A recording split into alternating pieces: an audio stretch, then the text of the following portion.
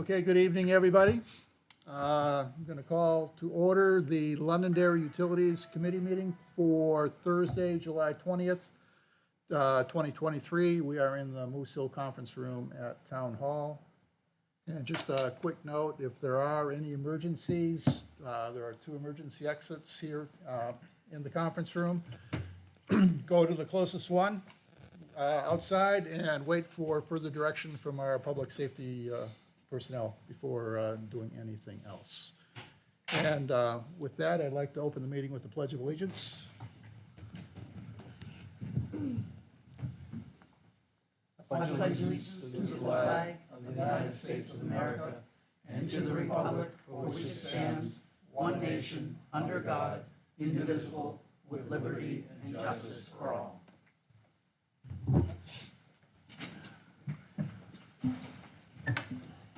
So we have almost a full board tonight. Joy Mueller had a family engagement up in Vermont tonight, so she respectfully bowed out. And with that, we will move on. Item number 2 on the agenda is always an opportunity for public comment. We don't have anybody from the public here with us tonight, so we will move on from that to item number 3, Twin States Clean Energy. So been talking with the Twin States folks, and Sean, when you come up, I'd like you to come up to the seat here. You presented to the town council a few weeks ago. You and I talked on the telephone a while back. Yes. But this is the Londonderry Utilities Committee. We've been tasked by the town council and the town manager to assess this project from hopefully an independent view and put forward our assessments to them, when we've had all of our questions answered. So with that, if you'd like to introduce yourself and your team and dive right in. Great, fantastic. Well, thank you, Lynn, and to the committee for having us. It's been a great conversation with the town, so we're excited to keep that going tonight. I'll introduce myself. My name is Sean Downey. I'm a consultant for National Grid on the Twin States Clean Energy Link project. And with me tonight is Orlando Martinez, our project manager. We have Corey Schutzman, our lead environmental scientist on the project, Jess Farrell, transmission engineering, and Matt Spofford from substation engineering. We're excited to get in, answer some questions, and see if we can go through the deck and certainly go beyond if that's the committee's desire. Sure. Great. If you'd like to start. Wonderful. Great. So it's been a few weeks since we've been here. It's been an exciting few weeks. Shortly before the July 5th deadline, we filed our phase 2, our final round application to the United States Department of Energy as part of the Transmission Facilitation Program, which, as we discussed previously and before the council, is part of the Infrastructure Investment and Jobs Act, whereby we are in a competitive process on this project. And we can certainly go into a little bit greater depth as to what that means. So in the lead up to that application deadline and since, we've been continuing a pretty aggressive pace on outreach. We've now presented to every town on the project route in Vermont and New Hampshire, save for one, which we have coming up in a couple of weeks. 26 route communities in New Hampshire, 25 communities in New Hampshire, and 7 in Vermont. And now we're, towards the end of the summer, going to be going into a community open house phase where we can continue the public outreach beyond just town governments, et cetera. We were proud to submit our application with the support of, I think it was 5 New Hampshire communities that are route communities, more than 215 members of the New Hampshire House of Representatives, the governor, most members of the New Hampshire State Senate, so on and so forth. It was a pretty robust show of support for the application, similarly in Vermont and some of the other New England states. As I said, we'll get a little bit into the process here, but we've been really pleased and excited by the reception so far, and remain totally committed to making sure that we are communicating early and aggressively so that we're answering community questions. And, you know, the other thing I'll mention too, before we get into the slides here is, and I think you'll hear this theme kind of interwoven throughout our presentation tonight, we're here early, you know, before we've filed permits so that we can collaborate with communities and make sure we understand sensitive points and to the best of our ability work with you on those things. So we're really excited. It's been a fun summer, if not busy. But so with that, we'll go to the next slide, and I'll turn it over to Orlando to kick us off on kind of setting the stage here. Okay, just before we start to the committee, if you have any questions specifically related to the slides being presented, I'd say feel free to ask the questions. If you have any general questions on the project or anything like that, we're going to go through everybody at the end of the presentation. Everybody's going to get a chance to ask their questions. So don't ask it now, ask it later. Unless you have something specific for the slide, on a particular In the slide. beginning, so it's a U.S. government initiative. Do you need their approval to move forward on this? It would probably be a better answer that question after we explain the DOE process. Right, that's Yeah, fine, that's fine. yeah. All right. So are you doing this for DOE, or are you doing this for the company? The relationships are a little confusing. Yeah, us. this is a project proposed by National Grid, Right. which is a transmission and electric utility company that Right. owns transmission assets in New Hampshire. Right, okay. And they're an electric distribution company in Massachusetts and elsewhere. But this is a New England project that serves all of New England. We are currently an applicant in the US DOE process that helps address some of the funding with these projects. And so we can go into greater detail about what that means. So you're getting money from DOE? That was my second question. Yeah, yeah. So you're being or the company is being funded by DOE? Are they getting grants or? It's going to be easier to answer that question when we get to that slide in like 5 minutes. All right, good. Okay. Yeah, Okay. yeah. So Orlando, I'll And turn it to you. I just have to find out. So you, Sean, are a consultant Yes, ma'am. to this group? Yes. Okay, and who are you working for? What company do you work for as a consultant? Yeah, my firm is called Hilltop Public Solutions. Right, it's a different, right. Okay, okay, I got 3 more questions, but I'll hold them. okay. Thank you, sir. All right, thanks. All right, great. So I'll kick it off on this particular slide.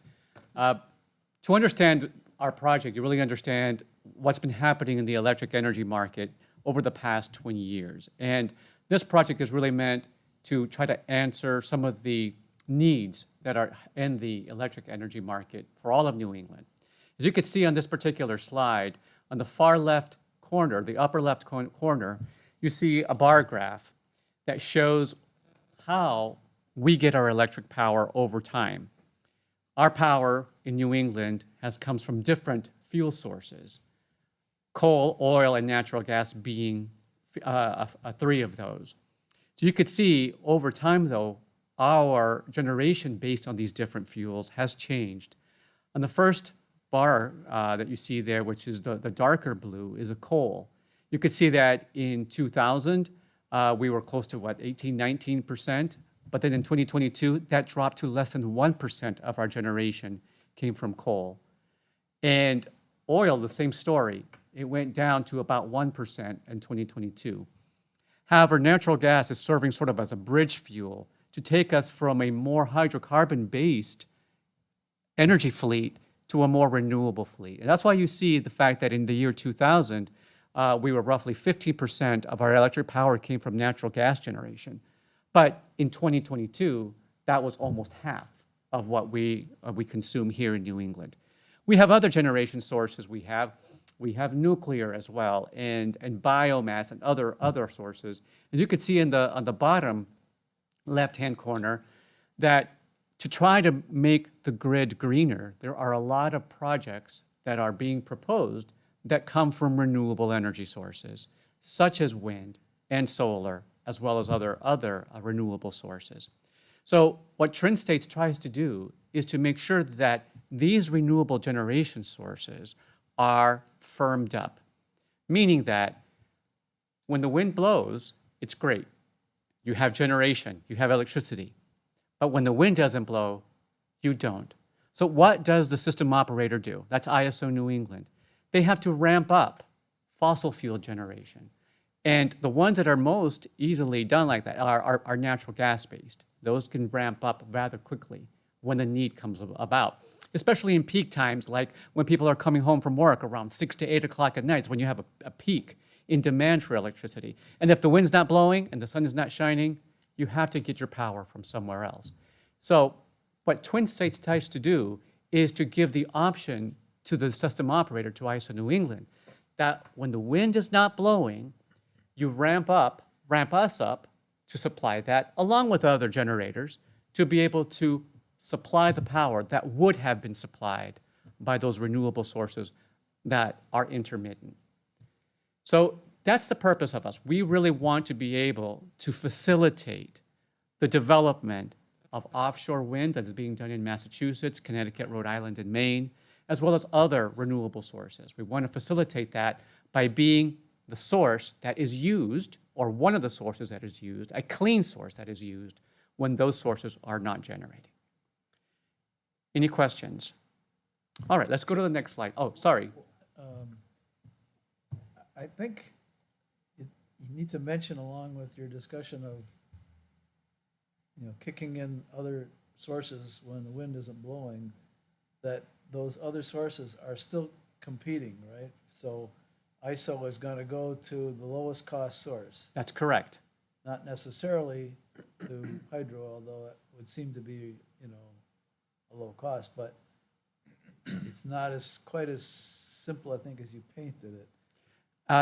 And I'm not trying to paint it, I'm not discussing yet sort of like the merit order dispatch that is done by the independent system operator. We will be competing. However, natural gas-based sources, fossil fuel-based sources, depend on the energy market. Henry Hub being the key market, benchmark that we use for natural gas nationwide. And as we've seen in the past few years, natural gas has been increasing in cost, while if you look at the hydropower costs in Quebec, they're substantially lower, and they have been historically so. So based on our analyses, we are in a competitive situation, and we can compete against those other resources. I don't know if that answered your No, I question. did. I just wanted to clarify for everybody watching that it's a little more complex than. Oh, yeah, the market is very complex. And if anybody wants to know more about the market, ISO New England has a great resource on their website, ISO New England, iso-ne.com. Lots of good information on how merit order dispatch, what they're dispatching on a current day. You can look at prices. You can look at nodal prices, even here in the Londonderry area. So you can get a lot of good detail off of that website. It's excellent. Excuse me, are you with Twin State? I am with National Grid, and I'm the project manager of the Twin States project. Well, I'm trying to figure out who Twin State is.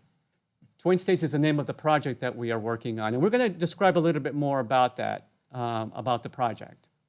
It sounds like a different company. No, it's National Grid is the company, What? and then underneath National Grid, we have a project where the project is called Twin States. Okay, go ahead. Yeah, you'll see in a minute. If you could just bear with me just a little bit more, we'll I'll bear talk a with little you. Go bit ahead. more about that.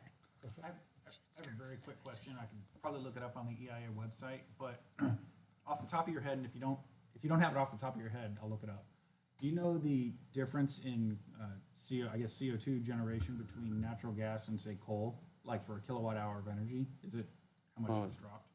That's a good question. I do not know the answer to that. Okay, I'll look it up. I don't know if, Corey, I don't know if by any chance you might know that. Okay, that's no problem. Yeah, that's fine, I'll look it up. Okay, all right. One of the key features of this project that we are proposing here is that we want to import power from Canada, hydropower, to be able to firm up these renewable sources. Now, we want to import, but we also want to have the opportunity to export power to Canada when they need it. So on this particular slide, what you see is that when we are generating, over-generating what we need, we could potentially sell that power up north. So during peak times, when we have a peak, for example, in the summer or the winter or at night, we can get, basically we can get hydro, even though we're generating, we can get hydropower for night. But when on the green slide where it says where you have New England peak supply, we can sell our surplus up to Quebec. So really, this line that we're talking about, the project, Twin States, is really going to be a bidirectional line that we can get power from Canada, but we can also sell that. It doesn't happen very often, but it has happened in this past winter where there was a few days where we had a really, really cold spell that they had up in Canada as well, and we were able to sell power up there through existing lines that have been in operation for a while. You don't mention solar grids on any of this. On this, I mean, there's a huge investment going around, both New Hampshire and all of New England for solar grids, but I don't see anything on this chart about solar grids and how much they generate. No, and we're not really talking a lot about some of those renewable sources either. But we do talk about here in general, we talk about wind, we talk about battery storage, we talk about solar, what it is in the percentage of those projects that are being proposed. So we understand that they're there, and we also want to firm those up. So absolutely, you're I just saw renewables, is that? yeah. In the pie chart, bottom left, yeah. Oh, okay, that's what I was wondering, all right. Yeah, no, absolutely. It is a DC grid, right? It's well, solar is No, DC. no, I'm talking about your transmission. No, line. we are AC. It is AC. AC, absolutely. Interesting, okay. Yes, sir. When you're gonna sell power into Canada, are you selling it to the equivalent of the ISO New England in Canada, or is it a specific contract? There is a market there as well, and we have currently, for the existing infrastructure, there are current contracts. For this project, there are no contracts as yet. Is the plan to have contracts? Yes, we would like that. And that's why DOE is important, and we'll get to that in a minute. Yeah.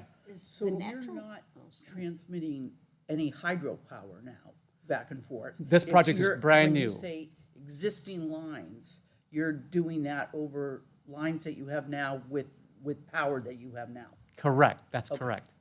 Yes, thank you. Is natural gas that you've got on the chart, this second one, is that all, is there any LNG in that, or? The LNG, the natural gas that is utilized there's a portion that comes from LNG. So there are several LNG terminals because the current pipeline capacity maxes out. So you need to have those LNG facilities to be able to provide natural gas during those peak periods in the wintertime especially. Where do you see those LNG facilities being located? No, this does not include an LNG facility. That's part of the market. That's the general market. That's current market, what they have. Okay. Well, I was hoping I could show you a little bit on the board. I like to draw stuff, so I don't see a board here today. We'd love to see things drawn. Yeah. I think we really need to know, as far as, for instance, renewable, there was different kinds of renewable. There was hydro, and there was also trash plants that produce electricity. What is the percentage of that? I don't know, but you can get all the specifics of the current generation of renewables off of the ISO New England website, because we don't control that, the ISO does. Well, okay. So you don't have that information. Is there anyone here from National Grid? I'm from National Grid. And you don't have that information? I'm So I'm going to make sure that I understand your question. You're asking about a specific renewable energy source, correct? Correct. Okay, we as a utility, we don't operate any kind of generation. Well, And all of that is market information, and it's all available on the website. And if you go back to the previous slide, you could see this information all comes from ISO New England. So the top four sources of electricity that are being proposed: wind, battery storage, solar, natural gas. And there's a little part of other that has other sources that are also being, like biomass and things like that, are being proposed. Yeah. That are considered. But They're very small in percentage. Well, okay, I think it is a fair percentage, and we really need to know that. Of what particular kind, I'm sorry? From the trash plants, Oh, okay. because that is considered renewable. Yeah, If I may, Yeah, go ahead. they're in the transmission company, they're not in the you're asking Well, a generation I understand, but question. they're buying power.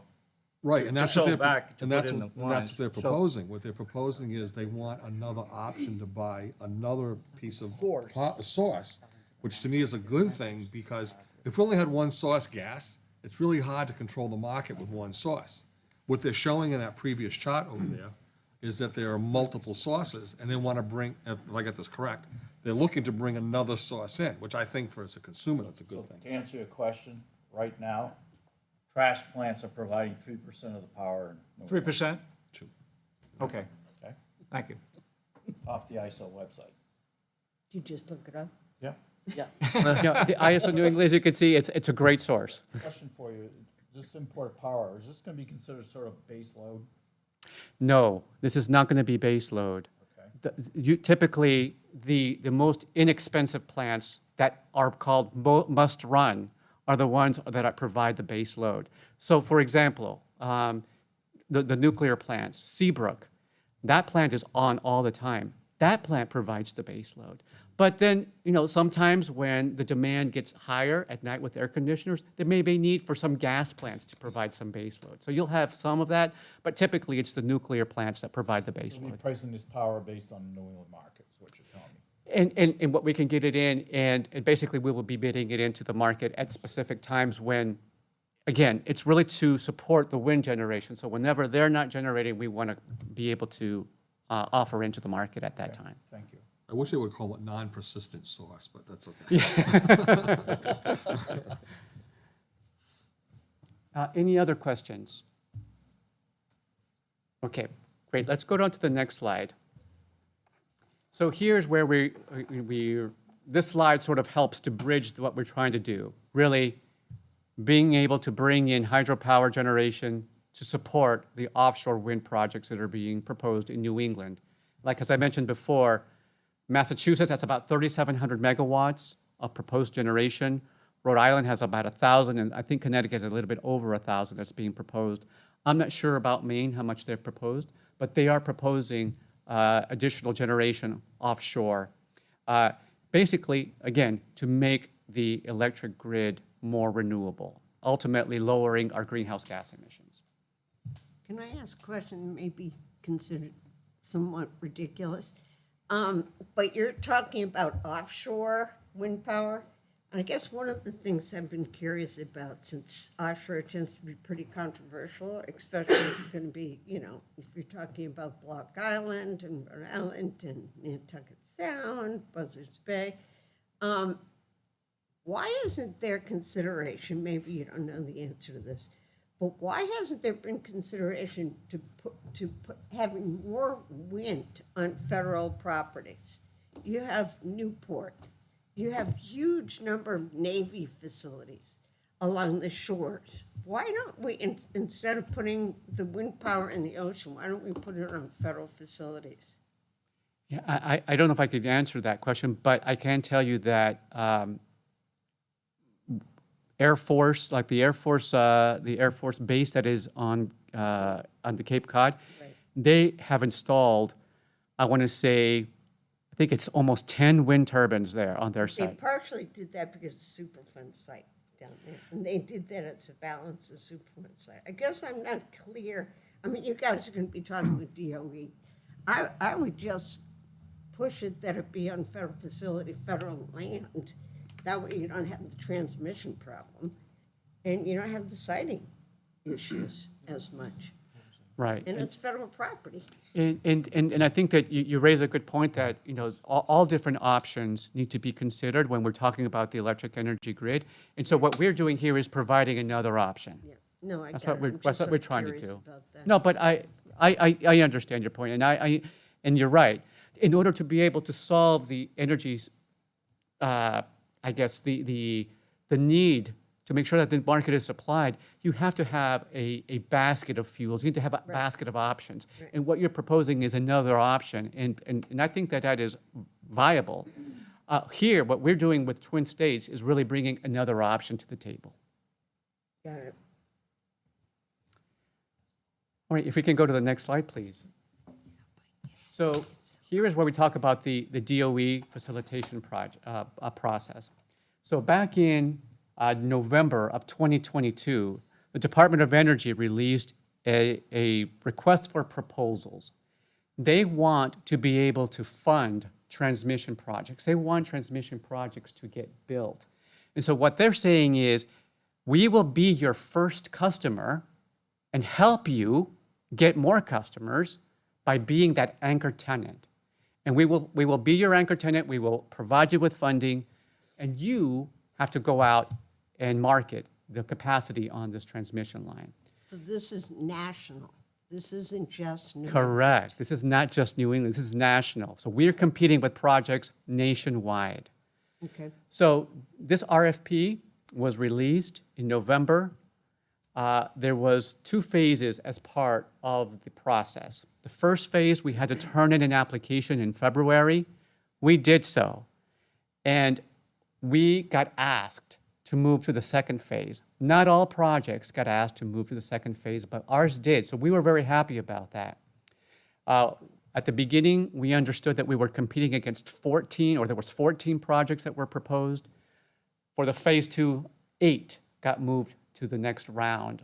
And so now we're competing, we're one of 8 that are competing for these funds that the DOE has.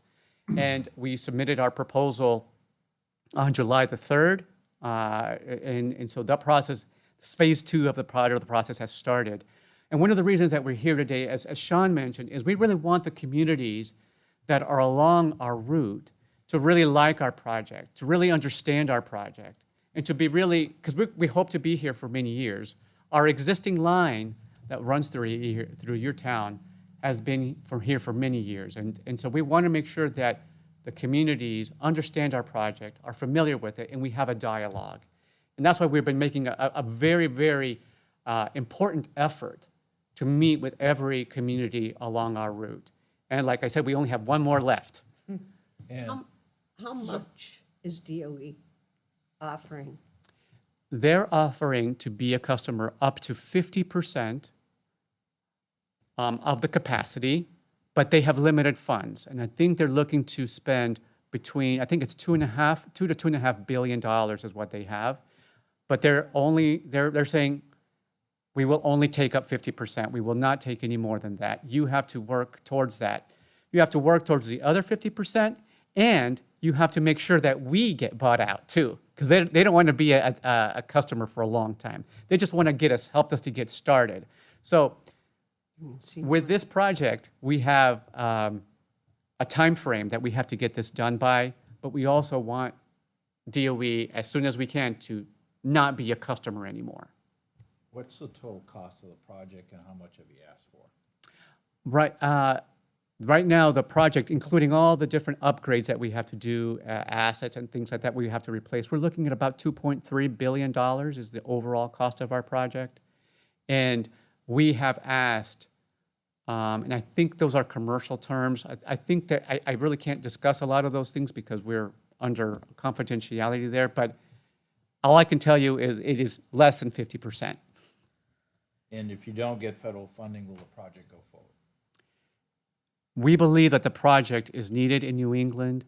However, what DOE provides is a shortened time frame. We think that the project will get built, but in a much longer time frame. So with DOE funding, we think that we can be commercially in operation by 2030, 2031 timeframe. If we do not get the DOE funding, it's going to be much later than that. Did that answer your question? No, but that's all right. Well, so I guess my question is, my response is, DOE funding does help us to stay on the schedule that we want to be on. You're committed to this project, what you're suggesting, with DOE funding, you can accelerate the pace. I wouldn't say we're committed to it as yet, but we feel the value in it. But we want to make sure that this is something that the market needs and it's got support from the communities. Those are two important things. Sure.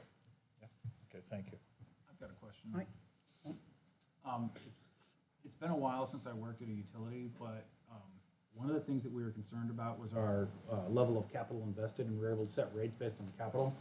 Is National Grid still I'm sorry, if I'm gonna ask it correctly, is it a regulated utility that gets to set rates and get returns and profits based on the amount of capital invested? So this would allow National Grid to generate X additional amount of profit, or is that old data? Do you understand the question? So you're talking about how, sort of rates of return and things like that for the, Yeah, for our they had capital? it set up, and this has been a couple years ago, many years ago.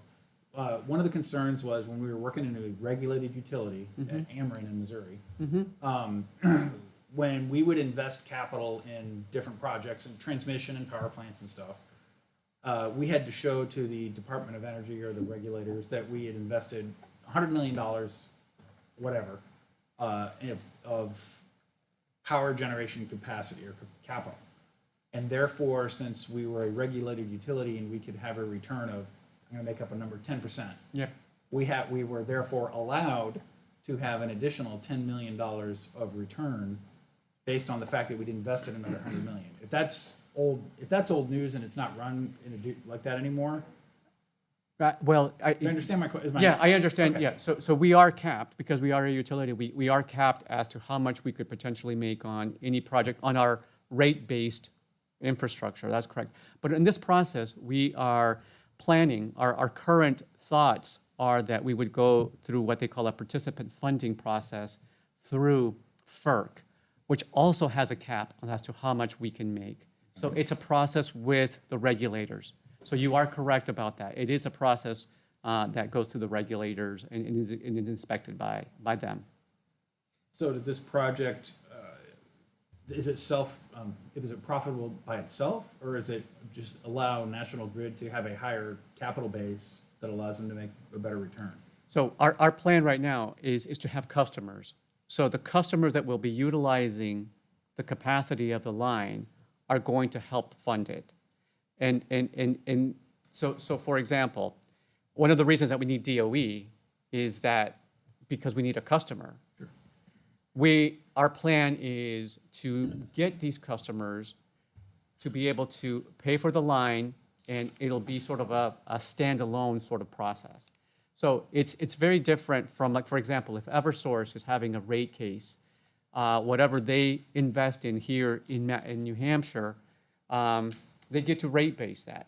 Here, what we're doing is we're going through the Federal Energy Regulatory Commission, and we're following a process called participant funded, very similar to the existing line that is there. That's a participant funded line, meaning that the customers that are utilizing it are the ones that pay for it. So in this case, it's like Hydro-Quebec are paying for it, and potentially other utilities that are utilizing the capacity will pay for it. But there's no requirement to be a customer.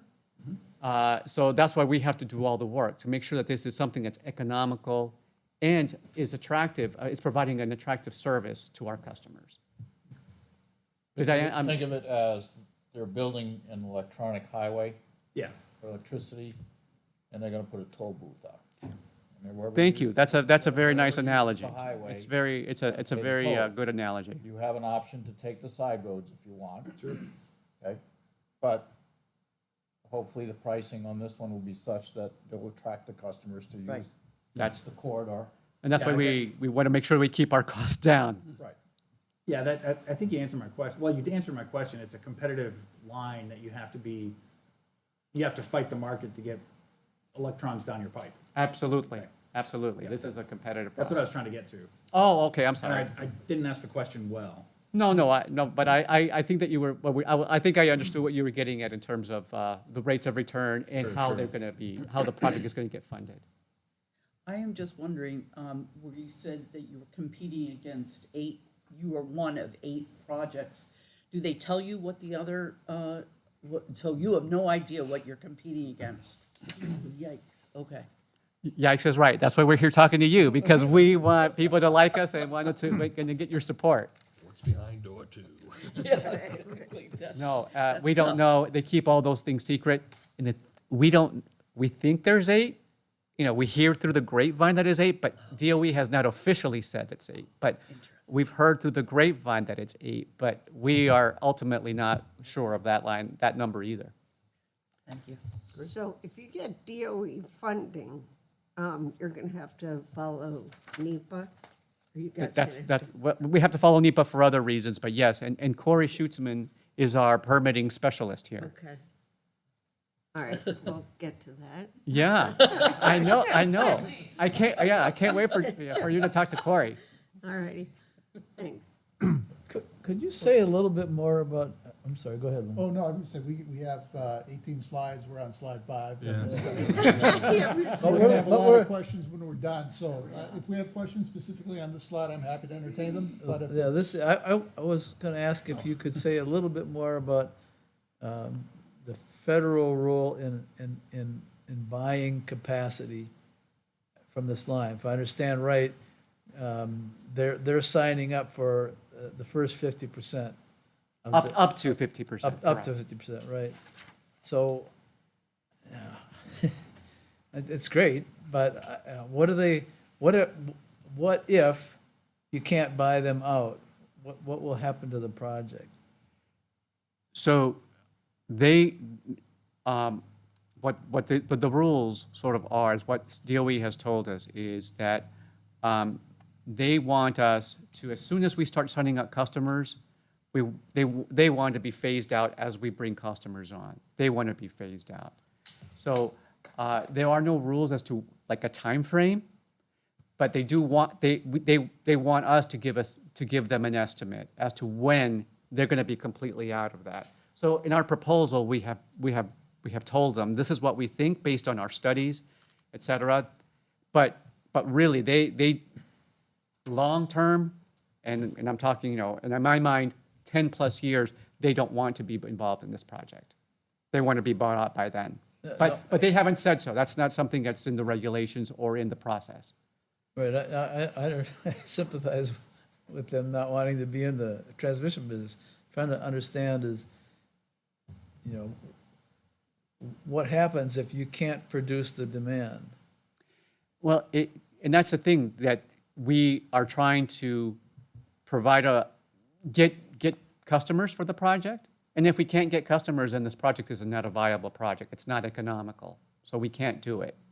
So our goal is to, one, get an anchor tenant, like we're talking about with DOE, to help us get other customers, and two, keep our costs as low as possible to be able to offer a low-cost product to our customers and get it done on a timely basis. Those are all kind of three things that are tied in together to being able to be a economically viable project.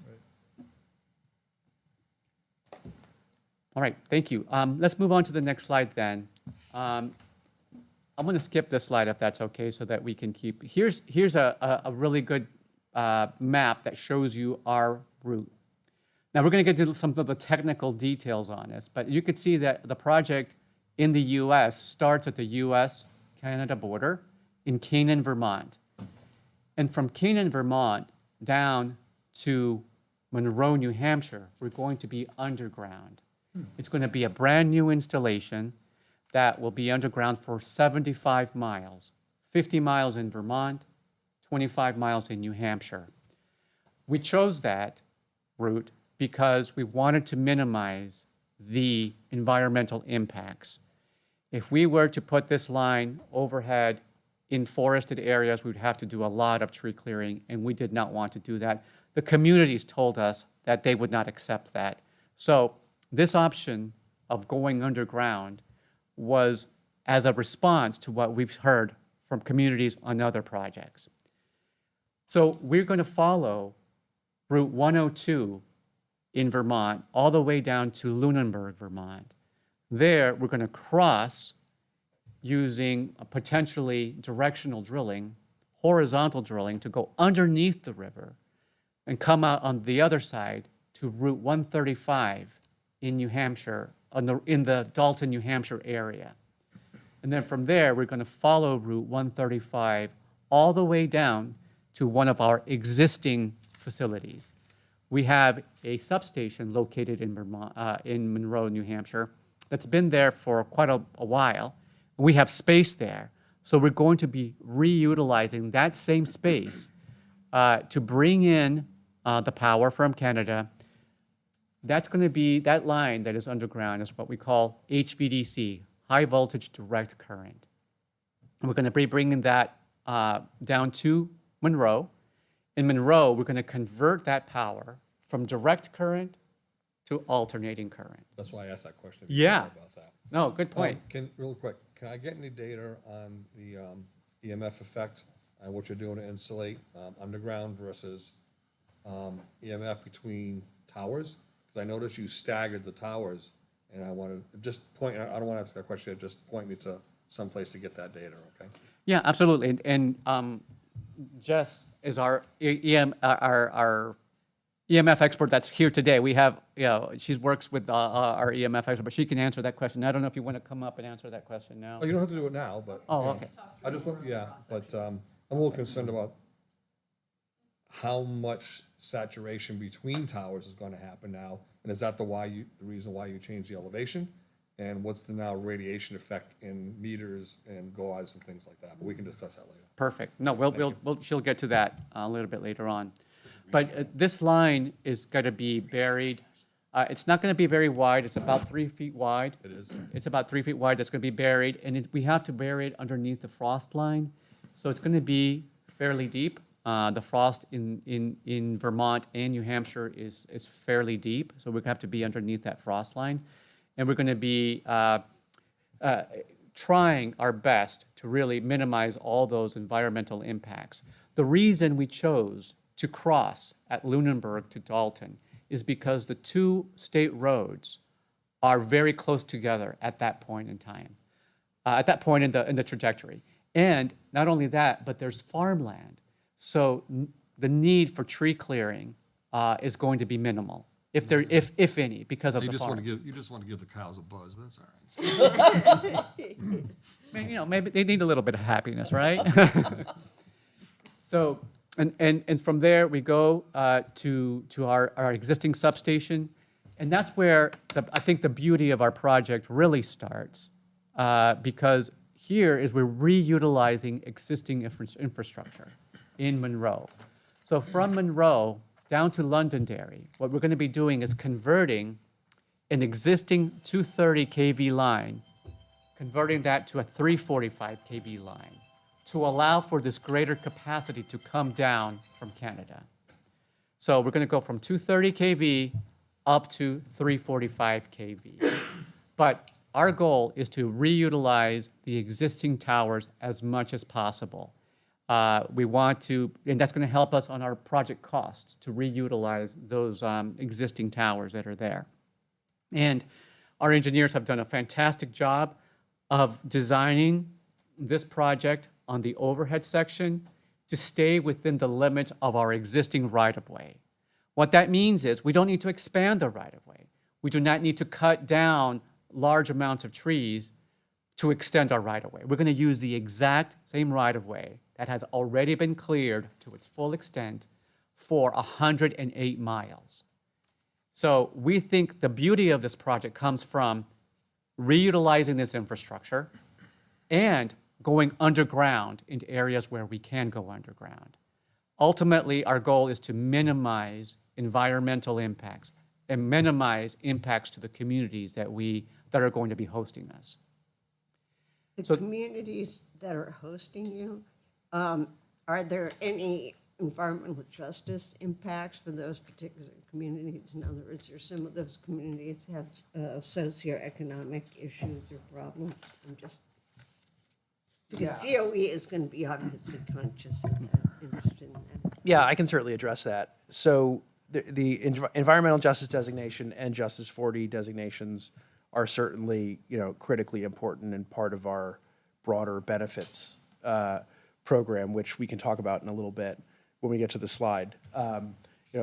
Coos County has a handful of environmental justice communities. Those tribes, yeah. I'm sorry? You also have tribes up in Coos County. Yeah, and obviously, we do, cross into COAS in Dalton, New Hampshire, which is the only COAS community we have.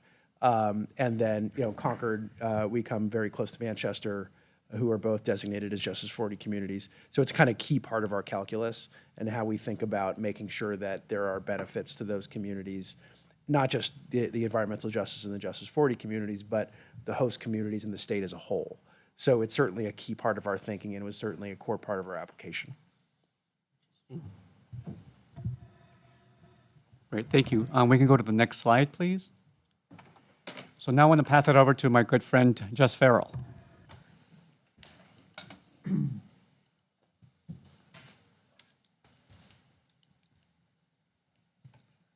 Right, so there are two representative cross-sections for the Twin States project in Londonderry. The first is north of Wiley Hill Road, where we have our two existing 230 kV lines, which are on the outside of the right-of-way, with our existing 450 kV DC line in the center of the right-of-way. The existing structures average about 60 feet tall, and they support the 230 kV N214 and O215 lines. These two 230 kV circuits are lines that we need to keep in service while also installing two new 345 kV lines in the right-of-way. So if you wouldn't mind going to the next slide, please. So our proposal is to reconfigure the 230 kV lines onto vertically configured structures with the conductor centered 45 feet from the edge of right-of-way. This gives us the appropriate clearance to the edge of right-of-way to mitigate potential vegetation management issues, tree contacts from outside right-of-way. It keeps us within the bounds of our existing corridor. And it also creates enough space for us to install two new 345 kV lines, which are the two average 130-foot tall structures on either side of the DC line in the graphic shown. What I think you just said was, after we're all done with putting the new towers in, reconfiguring, we won't have to cut down any more trees. The objective is essentially vegetation management at the edge of right-of-way. So to the extent that certain limbs and various kind of one-off trees have grown in, they will need to be cut back. Right. But we won't be doing any expansion. That's what I thought, yes. So it's more management, less wholesale clearing. And if I could just put a finer point, that, to be very clear, the lighter gray structures are the ones that are there now and would be replaced by the darker ones here. Would you have any data later on all the houses going through New Hampshire, I'm not sure about Vermont, and what the distance is from the house to the right-of-way? That is not data that I have on hand, but data will we you could have it? generate. Okay, that's important. The height of the 600 chain feet. heights of the towers, is that an issue in front? So from a structure height perspective, we are trying to make them only as tall as they need to be to conform with the National Electrical Safety Code, which governs our clearance to ground for energized conductors. When we do design of a transmission line, we design it such that the whole length of the right-of-way has the ability to be accessed by vehicles without breaching code, and that's what's driving the height of the structures. So it's a safety requirement and a code requirement, and that's what's driving the height of the structures at 230 and 345 kV in the configuration you're seeing. So they will become more visible at higher towers. Ideally, what we're working towards is reducing the height to be consistent with that of the DC line in the corridor. That is our design objective.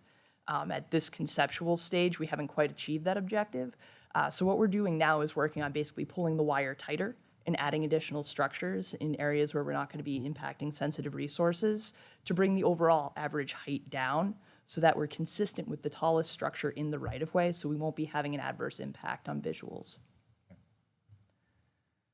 Does this new configuration go all the way from Wiley Hill Road up to Dalton? No, sir. So this is essentially from our North Litchfield substation, which is just over the town line, south to a proposed substation where we'll be terminating the new 345 kV lines. So So this it's is essentially basically- 2.5 miles through Londonderry. Basically Londonderry only then for this configuration? Yes, sir. Okay. And I think you answered this question, but when we're looking at the right of way and you're talking about cleaning the trees out or managing trees, are the rules written such that trees need to be removed from the right of way So you're not removing any more trees, or are the rules written that trees need to be a certain distance from the transmission tower? So if that, the trees have to be X meters or feet from the transmission tower. So if you're expanding your towers from 83 feet from the edge to 43, that's another 40 feet of trees that could be impacted. Am I reading that correctly?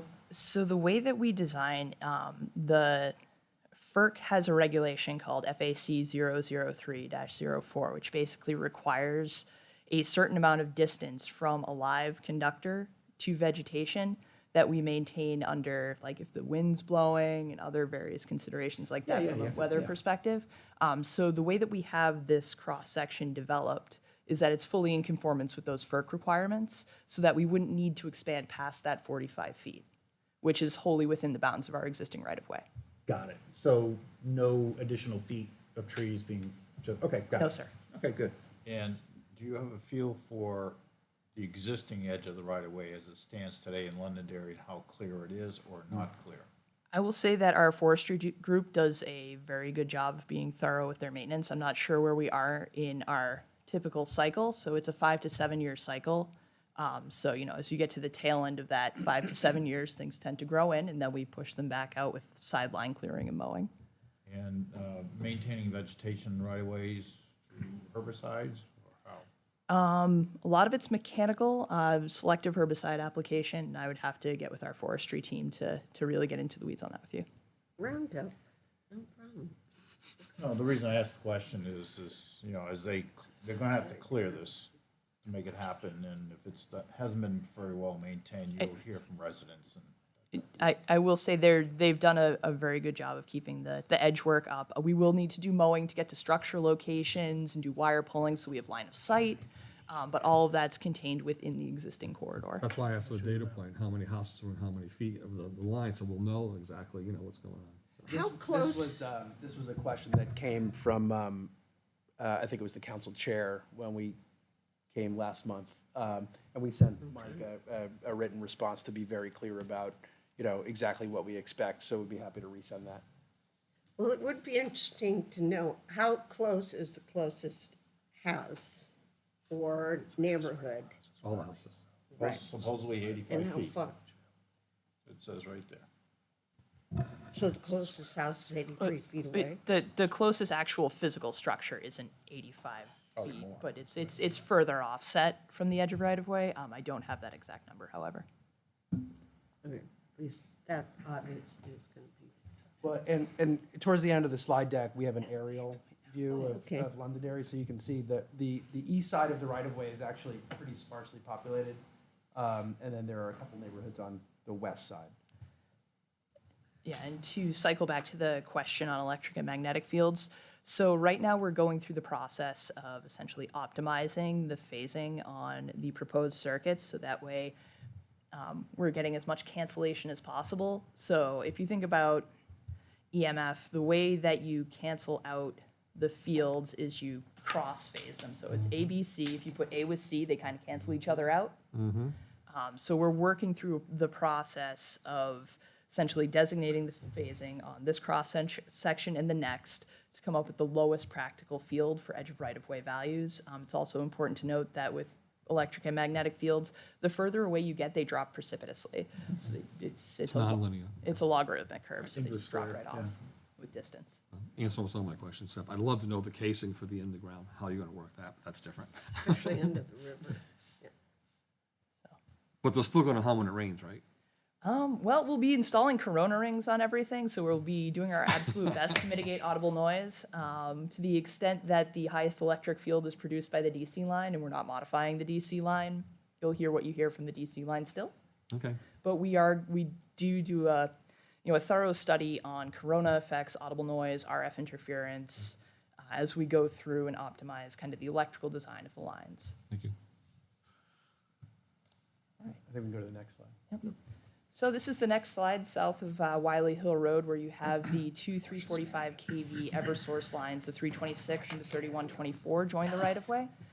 You'll see the same existing lattice tower structures for the N214 and O215. So if you could go to the next slide, please.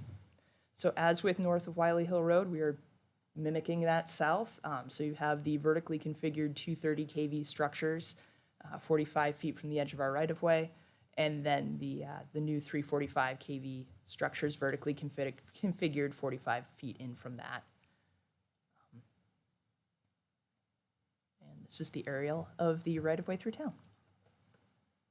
Yeah, so as I mentioned, you know, obviously this is not particularly well zoomed, but if we're looking at the approach to, you know, the cross point really is what we're talking about here.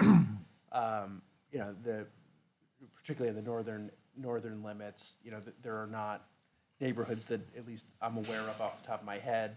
Even on the east side, you know, I think there's a house, that kind of, I'm blanking on the name of the residential street there. Preserve Lane is the Okay, yeah. residential street. There are some homes that are, you know, close to the right-of-way, but I think, you know, in terms of individual homes that, you know, directly abut the right-of-way, off the top of my head, there's only a handful. Do you have to take any of these homes through eminent domain? Good. No, the project is contained wholly within our existing right-of-way, Okay. so we are not going to be expanding any real estate rights or anything like that. We're just staying where we're at presently. How much Still of, can't ride my motorcycle there, though. how much of the right-of-way in Londonderry is fee-owned versus easement controlled? I don't have an exact number. For most of this corridor, it is easement. We do have a couple of parcels in Londonderry, but the exact percentage escapes me. And could you go back one slide, Mike? One more? So where we have the Eversource lines coming in, this corridor you say is a half a mile long. Is the half mile from where the Eversource lines meet the National Grid lines to the new proposed substation? Generally south, yeah. We're working through the fine tuning of substation Yep. placement, but yeah, But that's what that the represents. concept will extend, you know, half mile-ish. Okay, thank you. The line's coming from Seabrook, off east-west. Will this have an impact on that, or will this just be an addition to the grid so we can power that part of the grid also, or? So we will be tying into the two lines that tie into Scobie Pond, which ties into Seabrook. Right.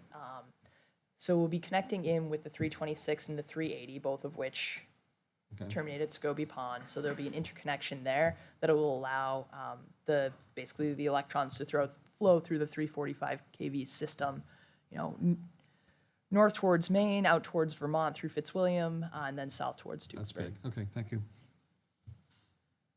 All right, you stay, I'm gonna bring that up. All right. All right. This is Matt Spofford from Substation Engineering. All right, like Sean said, Matt Spofford, I'm the substation engineer on the project. So I'm working on the new facilities up in Monroe for substation, new Dunbarton substation, and here in Londonderry. We'll need a substation down here. Obviously, we don't have one now. So we will need to be close to that termination point, or I guess that junction point where all of these existing 345 kV lines come together. We haven't yet identified a parcel. I don't have as much specifically to share as Jess did in terms of figures and cross sections. What I can share with you is that we have looked at this in terms of building a site that will have space for future capacity. We looked at both open air substation and gas insulated substation, the difference between the two. Open air substation, everything is outside. That's like a Scobie Pond type substation, if you guys are familiar with that site. GIS, things are more enclosed. This is a picture of one of the GIS substations in our system. You can see the large building in the background. That's where the gas insulated equipment is located. Essentially, the substation is contained within that building, and there is gas insulated bus that comes out, and the lines will transition to normal wire conductor and go overhead to other substations in the area. So essentially, this is what we're looking at in the Londonderry area. You would have the large building with the substation equipment attached to it off to the side. You can see the van there. There would be a control house where the folks working in the substation would be able to operate different equipment, do switching, It's a safe space for them to work. If it's snowy, if it's rainy, if it's an extremely hot day, they can do everything inside without needing to be walking around to various cabinets or going into the gas insulated area and working with the equipment itself. One of the primary reasons we're looking at GIS versus open air, when we laid out the substation, we did want to have capacity for future lines to come into it. As we build up the transmission system in the future, as more renewables come online, things like that, this would possibly be a site where more could tie in. And the benefit of GIS is that an open air substation could require as much as 9 to 10 acres of land to be cleared and developed in order to support that. A GIS only requires about 40% of the same footprint. So you're looking at 3 to 4 acres versus 9 to 10. So it provides a major benefit in terms of the space required. It is a bit more expensive, but overall, it's a good trade because you're able to really limit the amount of space that needs to be cleared in terms of trees and in terms of grading the land.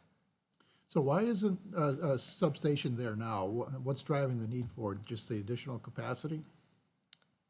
So the reason that we are building a new substation here in Londonderry is that we would be tying the lines.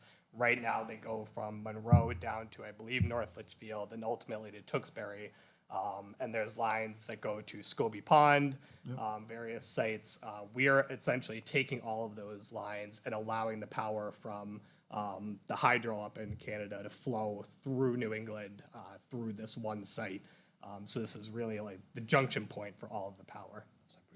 But it's kind of happening already. We're just adding more capacity. So how is it all combined today at that location? I assume that the two lines come together there from Scobie Pond as well as from up north on your existing line? So right now, actually, the lines terminate in various different locations around the system. By having this central hub, it allows us to push power more frequently about the existing transmission system. So you're not going to have line losses, things like that, when you have this kind of central connection point that allows the electrons to go where the system demand is. So you're taking 10 connections, making it to one. Yep. And do we have space in Londonderry for you to build this? Well, you're talking about 3 to 4 acres? Is that what you're actually looking for? Correct. So we're looking at parcels, obviously, that are more than 3 to 4 acres. You need space to have lay down for construction. There is space in Londonderry. It's a matter of finding space that can, in the area of that junction point, that can support a substation being built on it that doesn't have major environmental concerns or abutters that would be a major concern. So that is one of the things that we're still trying to work on, is where exactly can we locate this substation so that we're having a minimal impact on the community and the environment. How much land are you talking about then? So I would say, Acreage. so I would With say, I the mean, if you have increased a 3 to 4 acre site, you need maybe an acre or two more than that for the construction crews to be able to come in, lay down the equipment while they're actually building out the site. And when we're looking at parcels, we use that as kind of our minimum, and then we look for existing parcels that exceed that, so we won't need to do any kind of combination of things. So it's really, you're looking for one site that's large enough in terms of acres to support the full need of the project. So where are you looking in Londonderry, land-wise? Can you tell me roughly where you're looking on this Wiley Hill? I mean, It's is it- along the existing corridor. We're assessing a number of different options. So that existing, where the 230 kV lines are with the 450 kV line in the middle, we're looking at a number of different options along that because we minimize our impacts by putting substations close to where the transmission lines are. So that way we don't need to cut new corridor, expand anything. Really, that's the focus, is to try to get as close to that as practical so we're minimizing impacts. So it's essentially North Londonderry, and it's near Scobie Pond. You've got, and you can put it where you've got the existing lines?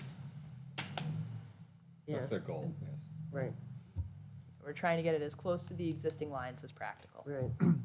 Which would be over near Wiley Hill Road, that area, right? Yes, sir. Not in the north, not over by Scobie Pond. Not, Scobie Pond is not National Grid. yeah, not North Londonderry. So if that area, the right-of-way is held by easement and not, being owned, would you have to buy the property to put a substation on it, or would an easement allow you to put a substation on that piece of property? So I think we're looking at both. Typically, we prefer to own the property Yep, than the I would think so substations. as well. Yeah. In your GIS substation concept, is there a need for any kind of safety protocol training for local fire departments and all that? Should there be a fire in the substation?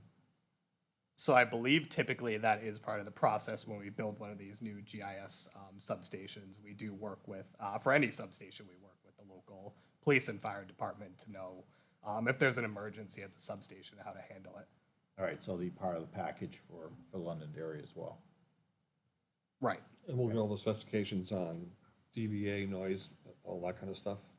Yeah, absolutely. So when we build a new substation, we do a noise analysis to evaluate what are the impacts to the closest abutters. And how, what is the change in decibels at the closest abutter location, and whether or not we need to put in any kind of mitigation. What do you typically do for lighting, outdoor lighting and light pollution? So typically, we put in LED floodlights at the substations for outdoor equipment. We have them off at all times unless there's an emergency where our crews need to come on site and they have the ability to turn them on. So typically, if you're going down the road at night, you would not see the substation. Correct. Typically. Say you needed 7 acres to build it, and then you end up with, say, 3.5 acres for the actual site. What would you do after the rest of that property? Will that be used for vehicle storage, or will that just become greenland? Or that you don't know yet? I can't say at the moment. I mean, typically, we try not to develop more than we need on site. Not that I've been through this before, but that's. A couple notes I'd add. First of all, with response to the first responders and emergency response, this is an area in which, and the first time we talked to the town manager, we talked to the council, we're certainly eager to, take the lead of the council and town management, et cetera. If there are specific things that you're interested in us, meeting with the fire department, et cetera, having trainings, we're more than happy to facilitate that. I think this is the beginning of an ongoing discussion about ways we can cooperate on all of those things. And then number two, as, Matt and Jazz and the engineering team, look at all the different parcels and the options. I think this is an area in which we want to make sure we're having an ongoing discussion with the town manager and, and the town about how, the parcels we identify and how we make it work. So that, going back to one of the first things I said, is we want to make sure that this is a collaborative process with the communities that are hosting to the extent that we can. It appeared from the map like you're going to be very close to what we call the Musquash Conservation Area. And you should be aware that that was grant funded in part, and that grant imposes obligations on the town as to what can be done with it. So I'm sure you're going to look into that, but I just wanted to underline that you be aware of that. Yeah, we certainly are. We'll continue to make note of that. Thank you. Can I just suggest too, you're meeting with the town government, town council, our group. When it comes to siting, you're obviously going to have to meet with citizens and course. community organizations. Yeah, no question about it. To talk about the variety of different sites Yes. you've got in mind. Yeah, it's one of the So first. direct contact with community is going to be really important. One of the things, I've worked with National Grid for almost a decade on outreach on projects like this. Yeah. And one of the things that, I'm proud to say, National Grid takes this very seriously. There will be door knocking so that folks, near the right-of-way know about it. I mentioned, at the beginning of our conversation tonight, we expect to be hosting open houses for communities along the way late this summer, early this fall, as we continue with this process, so that we can invite members of the community to, meet with Matt and Jess and Corey and Orlando and talk about all their specific questions. Do any of you guys live here or live close by? Milton? Curious. And I think as this project progresses, if it progresses, it would go through the Conservation Commission review process. It'll go through the Planning Board approval process as well. Yeah. And I know the Planning Board approval process requires notification of all the abutters and takes public opinion very strongly. And the other, Through the SEC process, it'll go through all those things. one of the things that I would say is, our goal is to make sure that, we're constantly here, and that folks are hearing from us regularly. And one of the things that I think as a project team, we understand, no two people absorb information the same way. So where a door knock might work for somebody, a mailer might work for another. So let's just do it all. I think that's really the best way to make sure that, these projects, Orlando talked about being in service in 2030/2031. So we got a long time to get to know each other. So we're basically talking about 2 miles, approximately 2 miles of transmission line changes in Londonderry, am I correct? Yeah. It's 2 miles. Yeah, 1.7. Substation. That's about it, right? Yep. Yeah. Okay, just making sure. So your first bullet on this slide will be very important to Londonderry. Yes, I'm excited to dive into this part. And I'll bring Orlando back up to join me for this one. I'll do my best here, but Orlando, feel free to jump in. So a core part of our US DOE application is a community benefits package, which I think it was committee member Fenn who mentioned this about environmental justice and justice 40 communities. That's a part of it, but there's also, route communities as a whole. So we are in the process of putting together a concept that includes hundreds of millions of dollars of property tax revenue for cities along the route, which are obvious, and we'll get to Londonderry's projected number soon. But also other benefits packages to support community identified needs. And the last thing we want to do is come in and say, hey, we want to, work with you on this program. We want to, and I think, we mentioned it as council and with the town manager before as well, we want to begin, and Lynn and I spoke about it when we first talked on the phone, want to work together to figure out, what a community identified need is in Londonderry and how we can work together to make it happen. And there's a couple different ways that can work. And I'll get to a little bit of the benefits partners we have on the next slide. But there's regional economic development benefits. We're currently working with and looking to partner with nonprofits and regional economic development agencies to meet community needs and reinvestment opportunities as part of that benefits package. Job creation, we take very seriously. We partnered with the IBEW, specifically with local unions here in New Hampshire, to make sure that, which I'm willing to bet a good number live in the greater Londonderry area, to make sure that we're keeping as many of those jobs to build this here in New Hampshire as possible, and likewise in Vermont. For construction and operations, there are permanent jobs that are created from this in the substation in Monroe. We are projecting through studies considerable energy cost savings for New Hampshire, billions of dollars for the region over the first 12 years alone. Local renewables, this is a North Country benefit here, but in the Coas Loop area, that is the transmission line that spans most of Coas County, has suffered from constraints in the past that have prohibited or made it difficult for renewable generators up there to get power to load center. So we're pretty proud that our line will take care of upgrades to Monroe that have in the past been cost prohibitive for renewable generators up there. And I mentioned stakeholder collaboration. I really can't stress this enough. We want to hear from you and ways that you think we should be engaging the community. And then go to the next slide here. So, as I mentioned, and I'll reiterate here, and I want to be really clear, this is, not a power project that's designated for a single New England state. It is designed to deliver power to the ISO grid, thereby lowering costs for all of New England, projecting through studies billions of dollars of savings for customers across the region over the first 12 years alone, And that goes back to some of the market dynamics that Orlando talked about. The bidirectionality of the line, Orlando also covered that. We don't need to waste time reiterating that. Reinvestment in environmental justice communities and beyond. Twin States has partnered. We have a nonprofit equity partner on this line, Citizens Energy Corporation, which some of you may know. It's a Boston-based nonprofit. They support the development of clean energy projects across the country and then utilize the profits from their line to reinvest in communities. And this is a partner that, is looking to work with route communities on solar, weatherization, efficiency programs. Again, it's not us coming in and saying, this is what we think we should work with you on.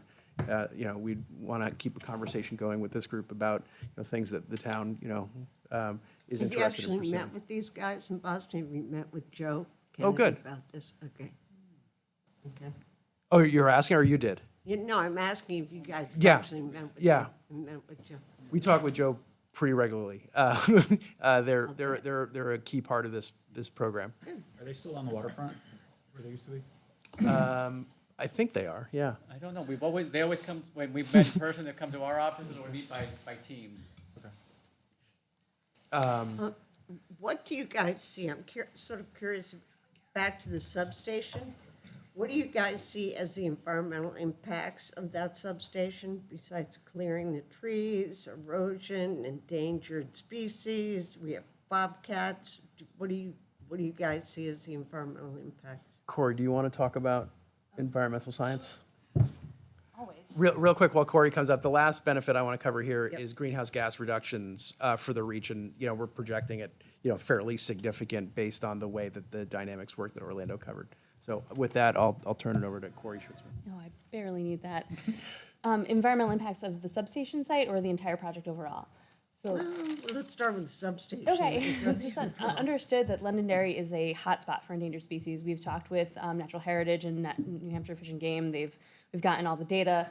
There is definite habitat, especially within our rights-of-way. Our rights-of-way make perfect habitat for many number of endangered species. So we work very closely with the agencies to ensure that we are using the appropriate best management practices to avoid any impacts to those habitats and specifically those species. So it could be time of year restrictions or specific monitoring, surveys that we have to do to ensure that they are protected fully. We don't have the site for the substation chosen yet, but getting in on that early is very helpful for me. Hopefully that one of the criteria gets to be if there will be an impact to an endangered species or an enormous impact to the environment, we can mitigate that ahead of time, kind of knock those off the list, those sites. Yeah, we do have bobcats here, which are probably going to go back onto the endangered list. But any documents that you guys produce, like the environmental assessment as part of the NEPA process, and any documents that discuss the whole project, can you provide hard copies of those so that we can actually put them in the local library? So that For people hard can have copies access? of all of the permit applications? I don't know about the permit applications, but I think your environmental assessments, the basic description of the project. It's all anything that you publicly think the available community would information, be- so we can certainly provide that hard copies, we'd have to. I know it's rare, but Yeah. a lot of people don't. I mean, we're talking check about their one, or are we talking about computers. 15? They don't go into the computers and read this stuff. Hard copy, you mean PDF, right? Right. Right, okay. That we can definitely do. What's a hard copy? So I think that's the last slide, or do you have one more after that? Yeah, we have one more. We have a. Can I ask a couple of questions on this slide? What do you see as the addition of permanent workforce after construction? In other words, just operations. How many, what's the head count we're talking about that's not employed by National Grid in Londonderry now? Yeah. So I don't have the number at my fingertips, but in terms of annual jobs created during construction for New Hampshire, I almost hesitate to say it. I think the number was in the 700 range for annual construction jobs. And then the permanent jobs that I mentioned are significantly smaller number that are limited to the Monroe substation, the converter station in Comerford, the Comerford substation in Monroe, because that is manned 24 hours, 7 days a week. So, I mean, that's a pretty small footprint in terms of permanent jobs. And presumably even less than Londonderry. In terms of, I don't believe there are any permanent jobs that are created with the Londonderry substation. All right, thank you. And then secondly, am I correct? I've looked at this before, and I think we have no environmental justice census tracts in Londonderry. Is that your understanding as well? Off the top of my head, yes. So does that preclude any work with Citizens Energy? No, no. It's the best way to, and I'm glad you asked this, sir. I kind of ran through that too quickly, wanting to be respectful of your all's time. So the benefits package that the company and the project is putting together for the host states is in the hundreds of millions of dollars range. You know, a final number has not been assigned. The citizens' reinvestment is a portion of that. And this, I should say, the citizens' dollars are not limited to environmental justice, but certainly are very interested in it. You know, this is where I think the best way to put it would be, we hope to have a long conversation about when the benefits dollars are able to start, you know, being invested in community identified needs. You know, that we've begun, you know, a long, you know, several years conversation leading up to ways that we can partner to utilize some of those dollars to the benefit of the community. You know, the benefits dollars are, you know, contingent on the project being built and put into service. So, you know, we're talking about, unfortunately, a pretty long runway here till about 2030, 2031. But, you know, what I would say on behalf of the project team is we're interested in knowing now, you know, particularly what the Utilities Committee, who I understand, you know, you've been tasked with energy issues in the town, you know, if there are things that you're looking at long-term, medium, long-term, that we can start thinking about and putting together ideas on about ways we might be able to support that as certainly an important host community for the project. Thank you. Yeah, looking at the benefits here, we have lower cost energy costs, delivering billions of dollars of savings across New England. And I just wonder how you come up with billions of dollars of savings.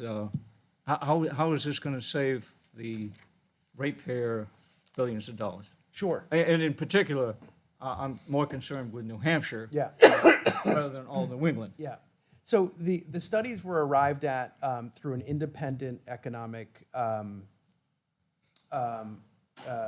do you call it? Economic consulting group who specializes in these types of studies. And they look at, you know, the current market conditions, future market conditions, et cetera, and going back to some of the ways that Orlando described the market dynamics. The number for New Hampshire is subject to change, but we are, you know, in the $50 to $60 million annual range of savings for energy customers statewide for the first 12 years. So, you know, that number is not final, it's subject to change, and it's based on a variety of conditions, but that's the study as it currently stands right now. Can you show us this study? Give us this study and tell us who did this study? We currently have not, you know, made that public. We're still going through, you know, the DOE process, but, you know, we're early in this process, and we're certainly, you know, very happy to share information when we have it. Great. You know, once again, I mean, basically the cost is, I mean, dollars is most important in all of this, okay? Yeah. Clean energy is one thing, and that's a good thing. But cost, the total cost of the project and the savings to the ratepayer is really important. And so I think we need a little more information in that regard. Yeah, I mean, that line, I have to tell you, billions of dollars. That line is the kind of line that's on a glossy pamphlet, right? They hand out to community groups. And most of those community groups are gonna look at that and go, billions of dollars, really? Billions of savings? No, understood. No, You know, yeah, when you don't have the data, it doesn't look like, oh, I need to see the data to make sure that backs up. And So- who did this report? who did it, when did they do it, all of that kind of stuff. So we hire a consultant out of Boston, and they do what Who's they. the consultant out of Boston? I don't know if I'm allowed to talk a lot about those kinds of things Yeah, you here are. because in public, but You are, But- you are. you are. we could talk about it maybe later, but I can't, not on record. But what we did is, what they do was like, they have a REMI model, which they take the information from ISO New England, they look at the markets, they look at the gas market, they look at energy demand, and they make projections off of that. And ultimately, the reason that we're getting to these savings numbers is based on, your bill has two different pieces of it. One is a transmission and distribution piece. We're not talking about that piece. We're talking about the energy piece. That energy piece is based on which power plants ultimately get dispatched and what price ultimately sets the value for each individual hour, right? So what we do is we model all that. Let's say if we're not in existence, what does this look like? And then we say, okay, we're going to insert ourselves at this price based on what we see from the Canadian hydropower. And we insert that in there. And we see what the locational marginal prices in New England do. And they do an 8760 study. So it means it's for the entire year by hour. Right. I mean, the people in Londonderry and the people in New Hampshire are going to be interested, not just across New England. They're going to know how it's going to help them. No, absolutely. And it is going to be your best guess estimate. No, right? absolutely. I mean, and the study is going to be your best guess estimate. Just having seen this stuff before and seen these lines before. So the more specific you can Yes. be to people, the better. No, absolutely. We agree with you. And so once we get further along this process, we'll share more of the information as we go. Right now, and I apologize for this, it's just that we are in a competitive situation.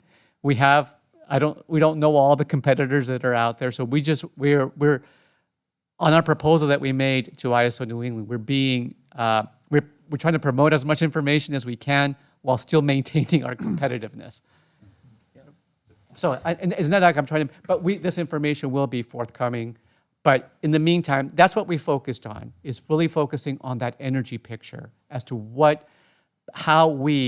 generators, what are those high-cost generators that we are displacing that are used when renewables are not running.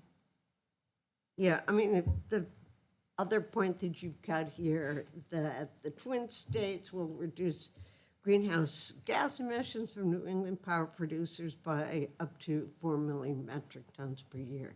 People are going to want to know more information about that and how you came up with that number. It's basically that same model that tells us what gets ramped down, how many hours less they're running, and we came up with those calculations based on that model. Absolutely. And so as we go further along, we can share more information about those models that we did. But all of that has been modeled. We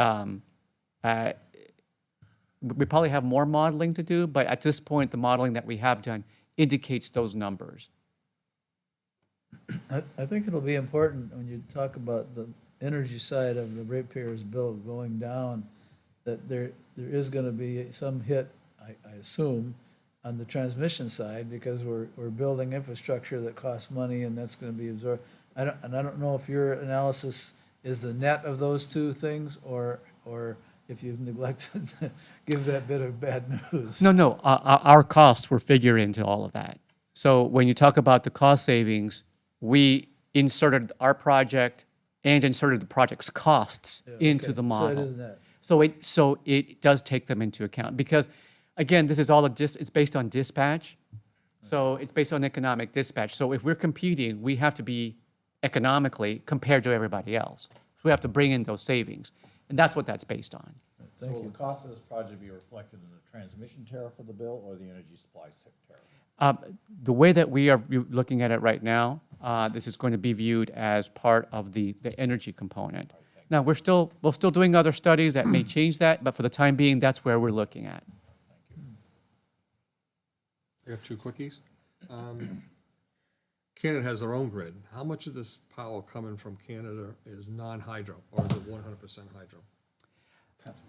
But there, we want to, it's all contractual, so we will have to work with our Canadian counterparties to make sure that what we're transporting here is sourced from those sources. Or at least the rate of hydro, not the combined grid or something like that. Yeah. So, but we are not only looking at hydro in Canada, but they also, I think somebody else brought up the issue, solar, it might have been you actually, talk about solar. They're also putting onshore wind, that the wind blows differently than it does here. So we can take advantage of those variations that we see in Has a the. French accent. So the second part of the question, is, this is a little more political. You've got 27 counties you got an agreement on. If one of them says no, does this kibosh the whole thing? Or does the Fed step in because there's now a federal program on energy sourcing and things like that? So, Or can a town say no? So the permitting process, we anticipate going through the SEC process in New Hampshire and the Vermont state permitting process over there as well. And there's also the United States Department of Energy presidential permit process. Those are the three primary permitting buckets. Corey, stop me if there's anything else. I mean, there's a lot of other. All of the other Yeah. federal permitting. The EPA, right, I understand. Yeah. Right. But yes, Yeah. the SEC is the primary driver for the state of New Hampshire, so all of the local permitting gets rolled up into that, all the state permitting gets rolled up into that. So instead of going town by town, the SEC takes jurisdiction over a project of this scope and scale, and we do all of the state permits, the wetlands permits, the alteration of terrain permit, the shoreline protection permit, we consult with the agencies, the historic, Department of Historic Resources, and then Fish and Game. We prepare all those permits, they go all up to, rolled into the SEC petition, and that, everyone gets a say in that, but that's how that goes. So they reach out for review to all of those departments, to every town, they notify, you're welcome to participate in that process, but that's how that works. So a town can say no, but you've got to petition the SEC pretty hard. And We'll get to that. all of the town presentations.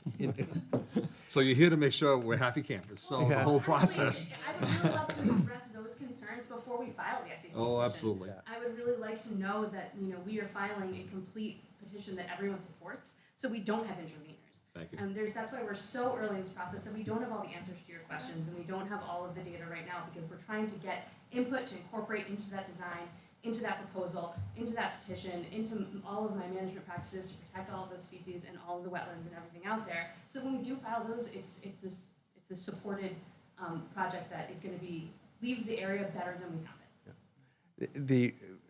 As we mentioned, we've presented to 23 or 24 towns out of the 25 in New Hampshire. All of the conversations have been very productive. We were proud to have the formal support of 5 communities on the DOE application. As Corey mentioned, and we can't say enough, we're at the beginning of a long process. We want to build, trust and partnership. So, Everybody does. Everybody who comes with any kind of proposal wants to do that. Yeah. I would suggest one thing to you guys, is that you might want to think about looking at the EPA Superfund Community Relations Program.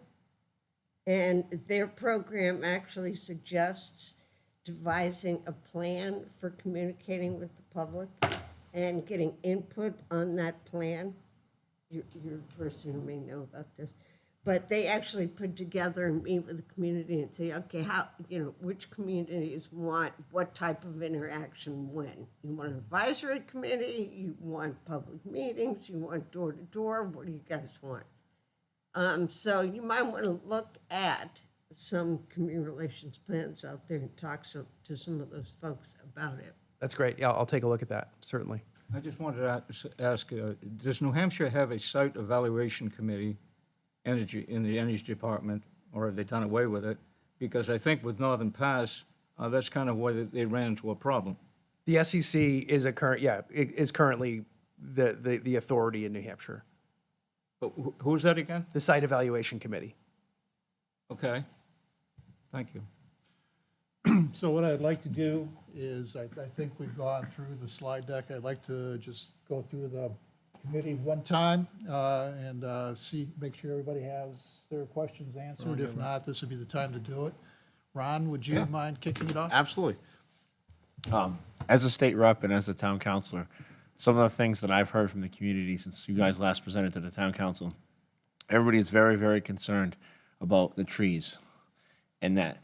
So my suggestion to you guys would be when you come to present to the community, have specific answers for them, because they're asking me specific questions.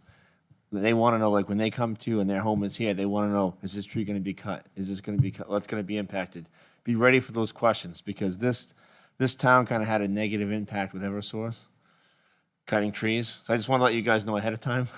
I know you kind of got at the town council meeting, it was, I just want to give you that advice, like maybe, when you come to the meetings, just be specific, because people are going to ask you direct questions, and they want answers.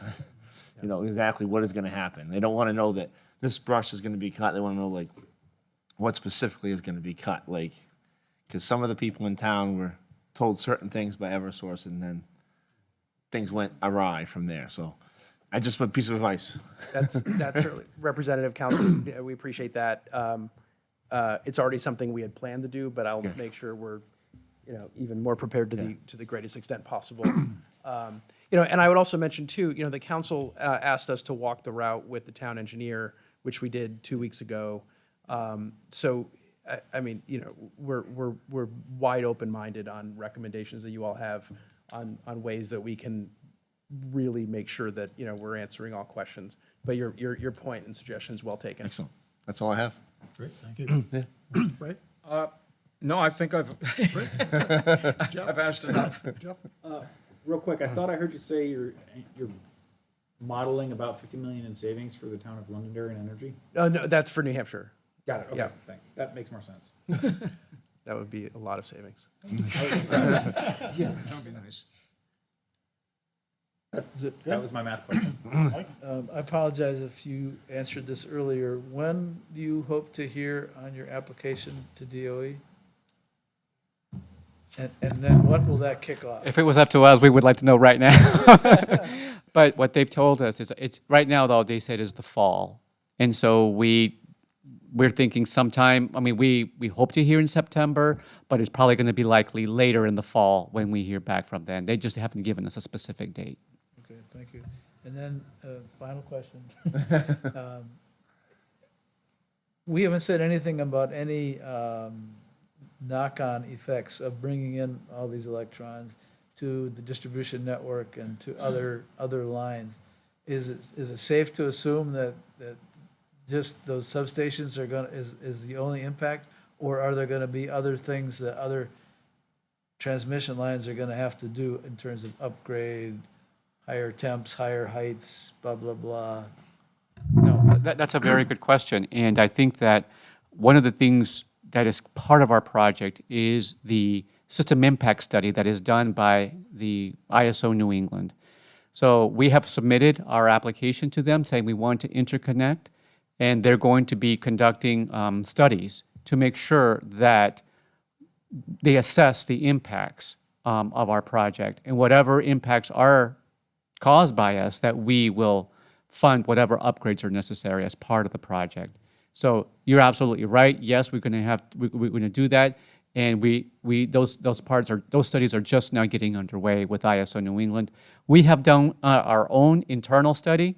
We see where the potential problems are, but we need to get the ISO to tell us what they actually are. My concern is that we don't want to create the impression that it's just this 2.5 miles, it's just the line configuration that we showed you tonight, and then all of a sudden, somebody else has to put in a new tower someplace or chop down some trees because of some, follow-on effects that this additional capacity is gonna bring. So we gotta just be careful with the townspeople that we don't tell them all is well, when in fact we don't know until we see the study from ISO. Correct. No, that is a good point that you raise, and I think that when we proposed this project internally, we did quite a bit of studies internally to the company to make sure that we designed it so that we would minimize those impacts, and that's why the configuration that we have with the substations, et cetera, help that. But you're absolutely right. We won't know for sure until that is done, and you raise a good point. Appreciate that. Martha? I want to just reiterate what everybody else said. I think that they made very good comments. And I agree that I think that visual impacts, health impacts, if there are any, and obviously, if there's any way to compute savings for our town and our citizens, that would be very valuable in convincing our audience. Okay, no, thank you, appreciate that. John? I think I've asked a lot, but to expound what Ron said, I would come to the next meeting or your presentation with every house along that 2-mile corridor, how many feet it is currently from the right-of-way, what changes they'll be made, and what visually those people will see. I think that would be very important, my suggestion. Yeah, in the wintertime, I'll add to that. In the wintertime. In the wintertime. Let me ride my motorcycle back there. Leaf off. Pam? Yeah, I think part of the problem is going to be the siting of the substation. I think that's going to be sort of where you're going to have some of the major issues. And this town, as you've probably heard, has been through a lot environmentally because of PFAS issues. A lot of people in private wells. We have St. Cobain a little ways away. So 5 superfine sites. right, right, yeah. And that's, so everyone's pretty aware of that and a little concerned about bringing in something new, something different. But I think that, you know, if information is forthcoming and you guys make it available and you meet with people as much as possible, and you do develop a plan for meeting with people, and people view that plan, they say, well, we like this plan. We like the way they're going to talk to us and meet with us and give us their phone numbers, et cetera, and email us. I guess that is what I would suggest. I think the environmental assessment is going to be really important. And I think the NEPA process is going to be important. And I know that there has been discussion to streamline the process at the federal level. So it'll be interesting to see how it works here. No, go Please. ahead. I don't know if it was like, the streamlining of the NEPA process is more on the federal side. It's to get them to do their jobs in the time they're supposed to do it. It doesn't mean that we have to do any less work. We're still gonna Right. prepare that full EA or the EIS, whatever the DOE or whoever the federal lead NEPA agency is, determines that we have to provide. But it'd be very important to make those documents available And to they people. are publicly available, and once they're filed, they're available to Right. everyone. If you need us to send that to you, to get a link on your website for all of our information, then we can certainly do that. Yeah, you even put it up on the town website. Yeah, Yeah. that is totally doable. Paul? First of all, thank you for coming. I found the information very helpful. Your approach to the GIS substation will help mitigate the substation siting. Congratulations on that. My only question is, what's your timetable for filing with the New Hampshire Site Evaluation Committee? So we are currently doing all of our engineering, preliminary engineering for permits, and also our environmental studies and archaeological studies. We hope to file all our permits by the beginning of next year, 2024. After April, May, in that time frame is what we're shooting for to start that process with getting ready to file. But we understand that the SEC process is lengthy. It's, a couple of years, so it's going to take us a little bit of time. We have to do the same process in New Hampshire with the Section 248 there, Vermont, and then we have to do the presidential permit with the federal government. So those are Talking the, springtime, summer of next year. yeah, exactly. And if I could just add, we skipped past the property tax increase number, which I always like to mention. So over and above what National Grid, New England Power currently pays in property tax to Londonderry, the tax experts at National Grid are projecting an estimate of $750,000 in additional, based on current scope. So, and then here's some, Londonderry at a glance figures. Can you use that, Mike? I can find it. Doesn't cover her Looking back into salary. your investment number based on the current tax rate? Thank you. I always like to mention that. Perfect. So I guess, number one, I have a question for Ron Dunn as our town councilor on the committee, and for Mike, what are your expectations for this committee next? I guess I would defer to, well, one, the Twin State folks in terms of what, is there a specific ask of us at this moment? That was my next question. Right? Yep. But then to, Councilor Dunn, I guess my feeling is that this is, probably moving pretty quickly as far as these projects go, but that's, not very fast. And so I don't know that, anything is urgently needed. But, those are sort of my impressions at this early stage. Yeah. Is there anything you need from us now, I guess is the question, Mike, is. I wouldn't forgive myself if I didn't ask. And Representative, you know this too. Yeah. The strength of our application to the US DOE is dictated in part by local support. As I mentioned, 5 route communities so far, and we expect, some more have written letters of support to Secretary Granholm saying that they support the Twin States project. To have a town like Londonderry added to that application would obviously carry tremendous weight. I also am not of the expectation that you're there yet. So I make the ask that you consider it. We'd certainly be happy to do whatever it is we have to do to keep answering questions to get the town to a place where you're comfortable doing so. And are you willing to share the names of the 5 towns? Yeah, they all voted in open, select board meetings, so it's a matter of public record. It's the town of Littleton. You're gonna put me on the spot here. Benton, town of Groton, and Dunbarton. Webster's not in. Is that all Monroe County? Groton, Is that all Benton, Monroe County? Littleton, Dunbarton. Doesn't? Yeah, okay. There's You one. can get it. Yeah, there's one other. It was the town of Warren.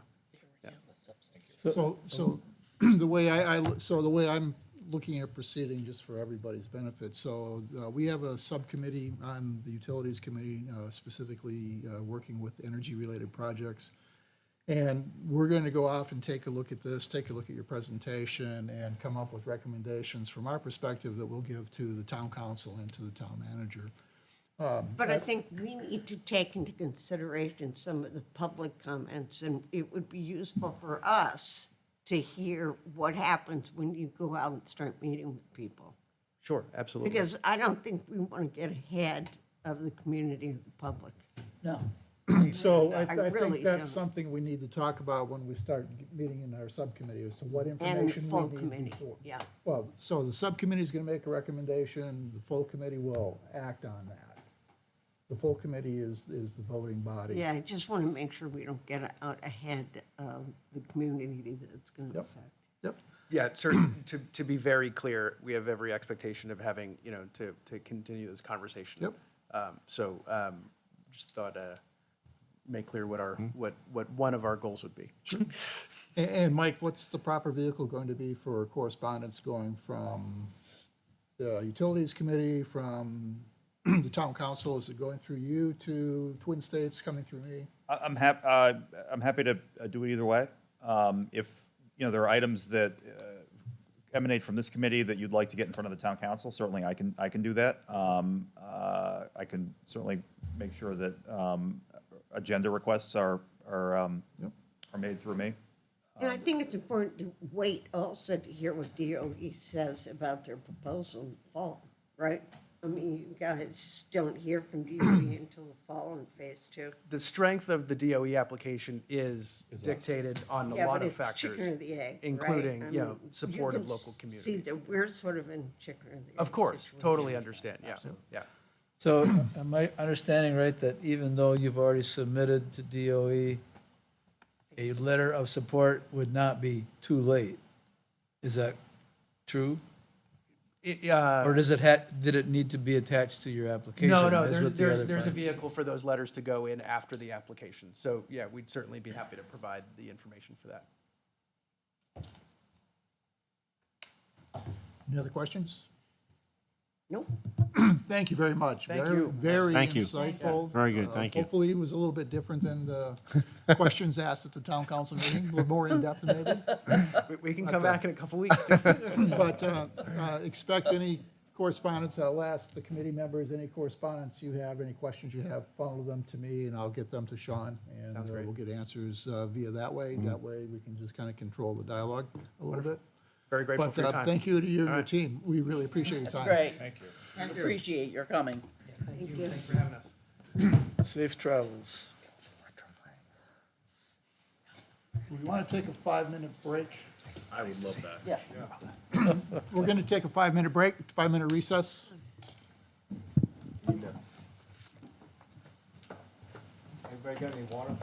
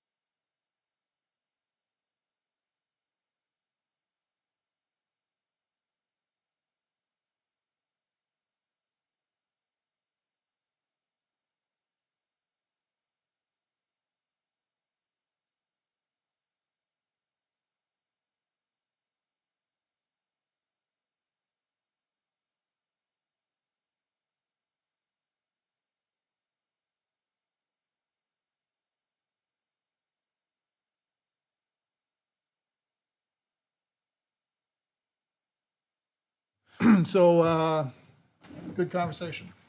Good conversation. Moving on to board administrative work. So we still do not have the May minutes available to us, but we do have the June minutes. They went out to everybody. Were there any, nobody gave me any changes, so I'm going to ask for a motion to approve the minutes from June. So moved, Mr. Chair. I'll second that. Second. Yeah. All in favor of approving the minutes? Aye. Aye. Aye. Opposed? Minutes are approved for June. Okay, discussions with staff. Mike, you want to give us an update on the project we were talking about? You and Certainly. Ron? So I had the privilege to meet with the DES Commissioner, Scott, today, together with Councilor Dunn and Chairman Farrell, and members of his staff at DES. We talked about something that I mentioned, and Councilor Dunn talked about at a recent town council meeting, which is the 9.4 or 9.7. $7 million bill to fund a water crossing to get Pennachuck supply across the Merrimack River.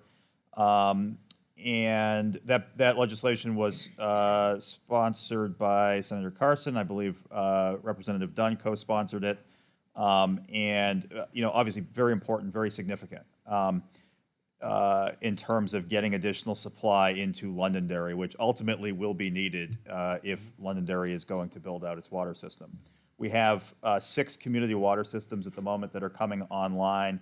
Right now, they're on wells, and they are tying into the Pennachuck system. Some of them have applications or have received awards from the Drinking Water Trust Fund. Some have not. But all of that, together with the St. Gobain water lines that are being installed, leads to obviously additional demand in terms of capacity. Those items, the community water projects and the St. Gobain work, there is sufficient supply within the existing system. And so this work that we're talking about is really essential to Londonderry building out that system and taking the next steps. The water crossing just gets the water to the east side of the Merrimack River. It needs to find a way to get to the Londonderry line and ultimately out into the community. To get it to the Londonderry line, we're talking about a $20 to $25 million project, likely through Hudson. As I've said, repeatedly for 2 budget cycles, this work is not going to be free to Londonderry. Londonderry can expect to have to pay for parts of this expansion of water in town. That's something that the voters, I think, fully understood when they went to the polls and they voted on the warrant article to gauge support for expanding water supply in Londonderry. And it's something that they overwhelmingly supported. I think something like 3-1 on last year's ballot. So that's good news. We need to urgently generate community support and understanding of the importance of this project. That being the pipe to get this water to Londonderry. It really needs to be looked at as a long-term investment because it's a significant undertaking by itself. But as I mentioned, it only gets the water to the border, and there's a lot more work that needs to take place once that occurs. But certainly, if Londonderry is going to build out its water system, this supply from the west is really important. There were discussions about how to ask voters for their support for this kind of a project.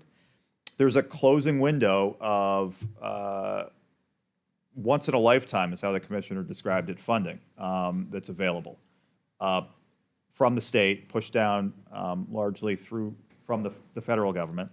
And, we want to make sure that we don't miss that opportunity. There are potential other sources of funding here. Principally, Saint Gobain is looking to do, certain work within the consent decree. But there is potentially the opportunity to leverage some of the work that they're already doing just to satisfy those obligations and maybe participate with them to do a little bit more. And that's something that I've talked about here before. An upsizing of a water line that Saint Gobain is going to need to install anyway to fulfill its obligations under the consent decree, to make sure that when Londonderry is ready to take the next steps, that we don't have to dig up High Range Road and upsize the pipe then. So I think that's a summary of really where we are. It's my hope that throughout the course of this budget season, there will be discussion about the need for this work, but also how to start to chip away at the funding puzzle from Londonderry's standpoint. Not sure if I missed I think you anything. got everything. The only thing I would add is that DES said that they would be willing to come and meet with our citizens. They said up to 5 times. They said 2 to 3 times, and even on a weekend. They said they would come on a weekend. And, so that basically September, October-ish, we were talking. Is that correct? Exactly.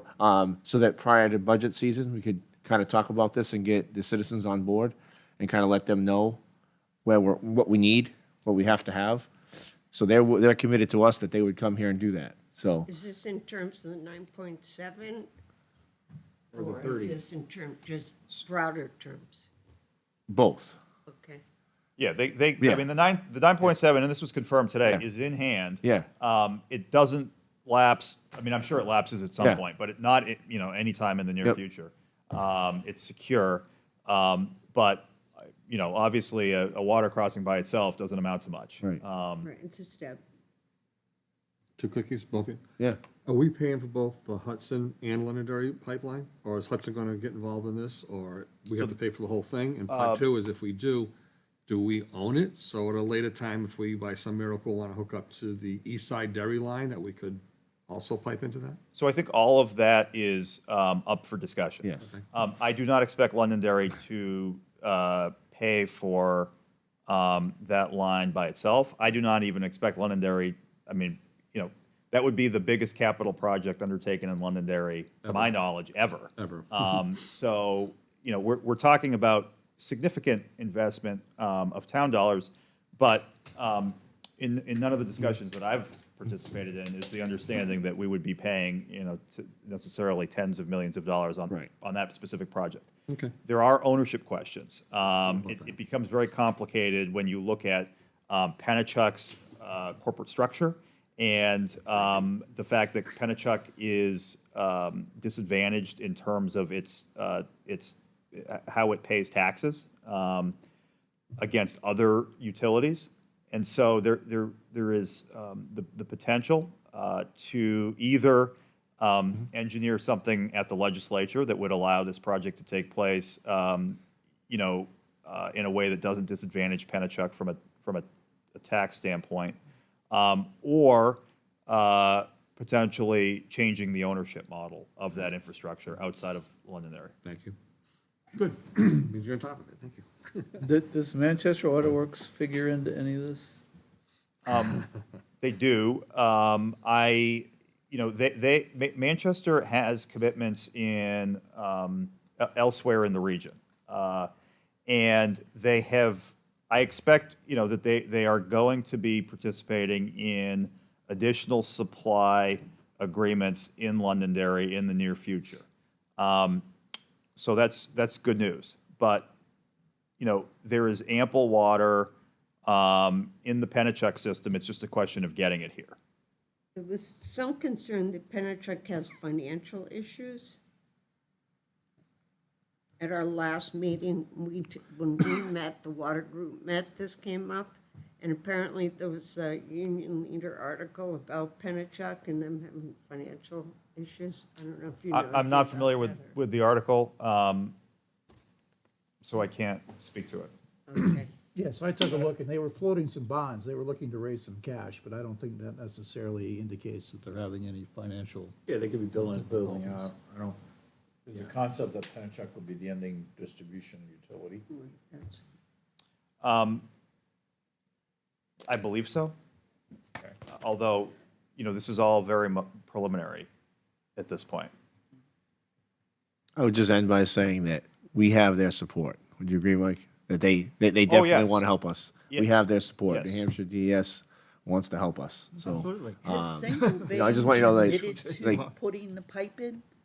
Have they, and when might they do that? So, the answer to the question is that the consent decree required Saint-Gobain to come to the state with, what Saint-Gobain is legally required to do is to provide clean drinking water to Correct. each well with an exceedance. Correct. Within the consent decree area. They have proposed a mix of POET systems and water line extensions. Yes. That was signed off on by the state, at least on a notional basis. There has been geotechnical study taking place within the consent decree. There has also been other things happening, such as the EPA standard coming down, and such as questions about whether there's sufficient supply for Pennachuck to be able to do that. I think that the supply question is soon to be resolved. I think that the EPA issue is potentially will not quickly be resolved. I think there's going to be litigation about that standard and what it all means. And I think that, what was notionally approved may not ultimately come to pass. There is the potential, I think, for some movement there. Because, sorry, I don't want to interrupt Nope. you, but I read somewhere that they were offering the people within the consent decree reverse osmosis at their sinks also. That was something that they were putting out there. So is that part of, in the mix too, rather than hooking up the people to town water? I haven't heard of that occurring. I mean, it's been a while since I've read the consent decree, but I don't recall that as being an acceptable option under the consent decree. Okay. There was a press release that came out Yeah. last week Yeah. talking to that. They were going to offer rebates to people who have installed Correct. mitigation systems. So that was also discussed today. rebates Because are- I received correspondence from Saint-Gobain recently saying, hey, just want to make sure you're aware that if somebody within the consent decree on their own initiative installed a POET system, we want to make sure that we can reimburse them for that. We asked, my reason in asking DES about it today was, hey, is this legit? And is there any reason why you wouldn't want us to push this out? And what they told us was, no, we've been pushing them to do this. And so that's one additional option. Obviously, everybody's aware of the state rebate program that so many people have taken advantage of as well. Is the state rebate for those who are outside the consent decree? Yes. Yes. Is that closed or is No. that still No. open? No, that's still. So if people do get either a kitchen-based or an all-home-based system, they can get up to $5,000 back? Yes. And I don't recall whether it would cover the reimbursement for a point of use system. It does? Okay. Obviously, your water has to test as being contaminated. You just can't install a system and get a rebate for it. Obviously, yeah, but the question would be what the level is, because Be the current. EPA number is in flux. Right now, Ann, it's still 12. It's It's still what? 12. Yeah, the current State level. standard. Yeah. Okay, Until the law is changed, it's 12. okay, When they change it, will it be retroactive? because, yeah, that's, Yes, if it changes. There's a lot of discussion about whether or not it'll change or not. I think There's it's a lot- gonna change, it's just a Yeah, question it's just a what matter it of what the changes number- to. yeah. I mean, if it But they- changes to 4 parts per trillion, no problem.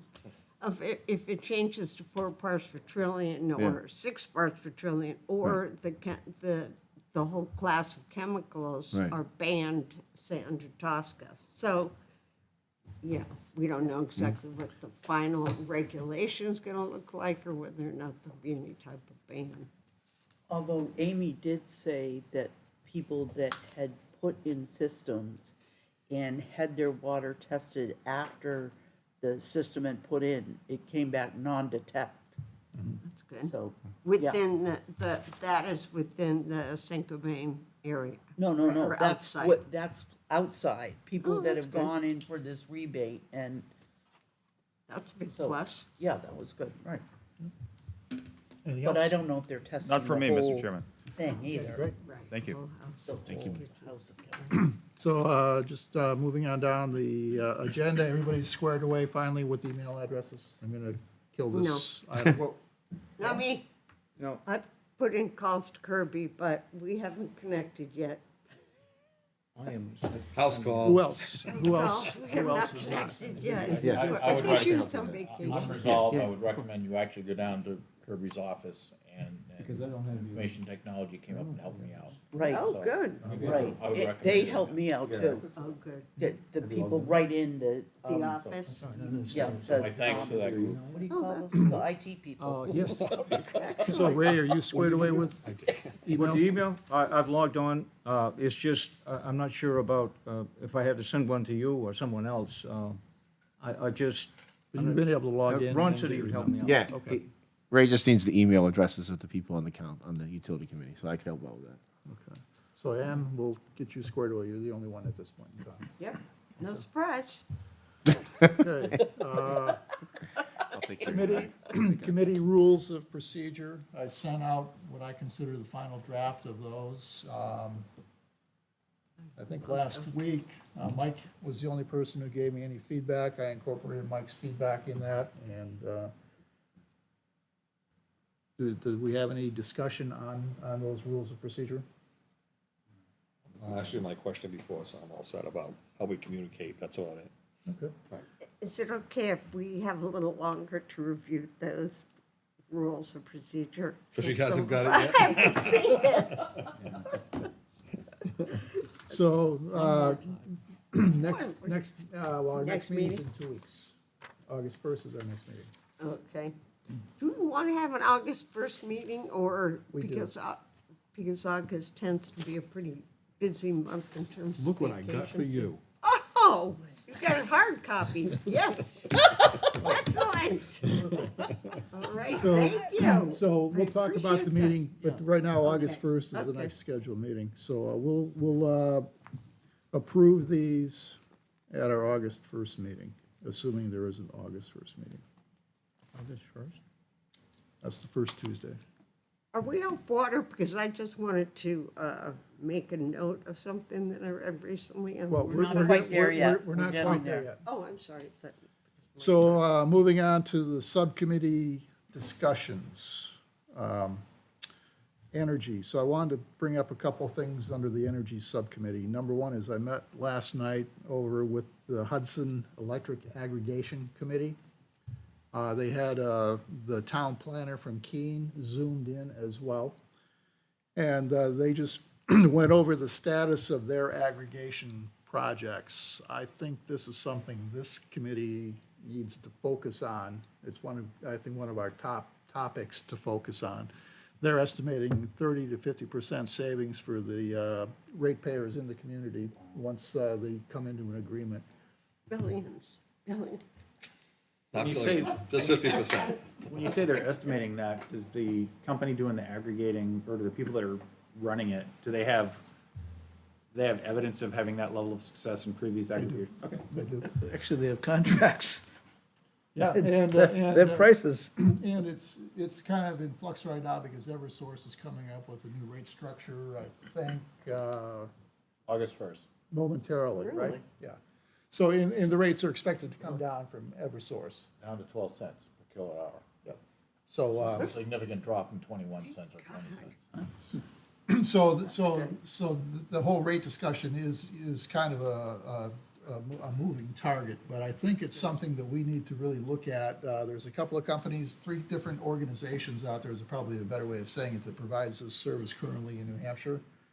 We do have a contract for town power.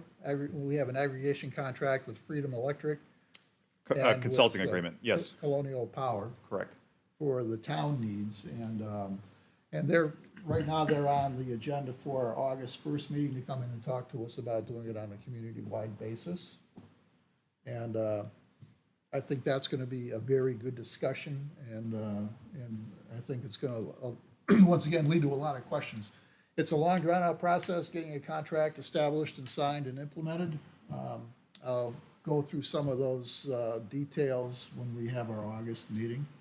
But I think it's something that we as a committee can really focus on, and I think it's going to be a great way to really provide some positive impact to the community once we figure out how we want to proceed.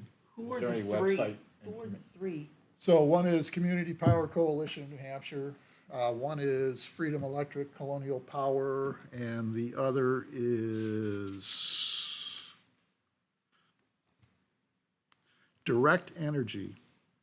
And Direct Energy has another partner. It's like Freedom Energy has a partner with Colonial Power. Direct Energy has the same thing with another power company. I don't know, I don't have that, I didn't write that down. But then the Community Power Coalition of New Hampshire. So those are the three. And do they have a website for the Hudson aggregation that we can go and look at? They do. They have a really good website. So I'll send out a link to that. Would you please? Yeah, Thank you. tomorrow, and start taking a look at that as well. And so does Keene. And- They're. Yep. And Keens has implemented their program. So they're already doing it. And isn't Hudson part of the community power? Yes. So they haven't made their decision yet. Oh, So the head of the aggregation committee is involved, I think, on the board of directors of Community Yeah. Power. So there was a lot of dialogue going back and forth amongst the committee members as to what's going on. oh, interesting. Community Power Okay. just are offering their customers now 10 cents per kilowatt. So that's a 10% reduction. Yeah, and so 10%, I'll take 10% reduction anytime. And really when it's invisible to the consumer, because the way I understand it today, it's pretty much invisible to the consumer. Well, one of the things, that Paul, I think you and I had discussed this, that They price that on percentage or on a fixed when Community Power rate? first got all their, Fixed rate. I think, but they adjust. rules or whatever from the PUC, then they were still expecting Eversource to do the billing. Yep. And they wanted that to happen overnight, and that was not gonna happen overnight. Are they all on board now with the billing? They've made significant progress in that area. They've made significant progress. That's probably a good way to say it. Okay. It's still got some glitches. The whole process still has some glitches Okay, in it. okay. Your whole restructuring concept, okay, Yes. never envisioned big blocks of customers switching all at once, Yep, okay? So the systems weren't designed to handle that necessarily. A lot of it was manual. So you Yep. can imagine that if you're gonna come up with 75,000 customers, it's not gonna happen overnight. right. So, now, can they change the systems going forward? Sure. So, originally, when they redesigned the whole electric restructuring concepts, they didn't envision these big aggregators of Absolutely. this size Yeah. necessarily. Nobody even thought about that. Right. So, it's a new concept. They're Back to when adjusting to it. deregulation Yeah, came they're in. adjusting to it. So, what you wanna do is if you're gonna convert to a different power supplier, you wanna make sure it's done right. Yep, Absolutely. So that there's no Absolutely. downstream correction process necessary. correct. And then one other situation near and dear to a lot of people is there's still some questions around selling your solar power. If you have excess solar power, selling it back into the grid. Right. And the aggregation partners aren't really set up yet to do that. So if you have a solar array on your roof or in your backyard, you kind of are stuck with dealing with Eversource. I would recommend at this time individual contracts for those. Yep. So that's another thing. I've had a couple of phone calls from people asking me about that already, so in anticipation of this moving forward. So there was that, and then I also wanted to say that August 1st, our next meeting, we do have Freedom Energy coming in to give us a presentation on what they do for a community if they are selected to provide the aggregation contract for the community. May I ask a question? Sure. In reading the Freedom Energy contract, they've been on board since January of 20. That's my understanding, yes. What have they done in the last 3 years? That's the question I plan on asking. Well, they were waiting for the PUC to take action before they could really figure out what they were gonna do. That's one thing. Yeah, I mean, I don't, I can't speak to that directly. I mean, I can tell you that the contract was signed by my predecessor. I don't know what happened at the time. I don't know what those discussions were. When I became involved, there have been meetings, there has been consultation. I think that they were engaged at a time when a lot of the regulatory structure did not exist or was being improved. And I think a lot of their efforts were devoted to that. You know, whether that specifically benefited Londonderry, you know, more than others, I don't know. You know, they have spent non-insignificant time before committees like this. I believe they came into the Energy Committee previously. They have spent time with town staff. But I think it's a fair question, certainly, that should be asked. And I think one question leading off of that is, have we cut them a check for any services? No, and the way the agreement is structured is, Yep.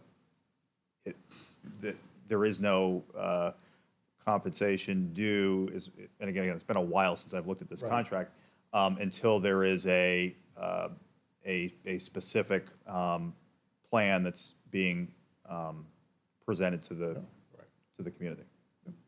But going into the discussion in August, you know, certainly I would recommend everybody going to the Hudson website and just seeing the work that they've done.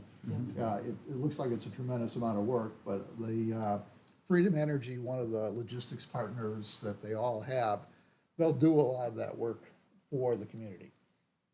So that's how they sell themselves, you know, is providing a lot of, you know, backroom support when town staff doesn't necessarily have the expertise or the bandwidth to do this kind of work, or the various utility committees around in the communities, you know, that border us. So I think it's going to be another good discussion similar to what we had tonight. Yeah. Paul, did you say you have that agreement with Freedom Energy? I do. Could you send that to Lynn so he can send it out? Got it from you or? Yes, I certainly have a copy that I can send out. Yeah, I think at least the Energy Committee ought to know what's in that before we talk to these guys. Yeah. Absolutely. I will do that. Energy Subcommittee. Okay, so that's energy. Can I just, another quick thing from Energy? Last time I talked about the Energy Efficiency Conservation Block Grant. We still don't have an application portal on which we can submit an application for the grant. But we did draft up a short thing, the DOE site, so sort of an example of what an application might look like. So I just used that and then Londonderryized it, so to speak, to what we would want to do. So it's ready to launch. We could send this out to the committee for just comment, and then when the time comes, we'll find out how close it is to what they want. Sure. Yeah, why don't you send that to me and we'll get it up for everybody. Yeah, I sent it today, so you Okay. got it. Okay. Good. Thanks. Anything else on energy? About water? Any updates from the water We subcommittee? did go, well, I went, I think Ray was there as well, to the St. Cobain license renewal or the license discussion with the, I believe it was the New Hampshire Department, or Environmental Commission? Yes. Up in Merrimack. Very interesting, lots of discussion. It was a lot of pushback and some pretty impassioned speeches.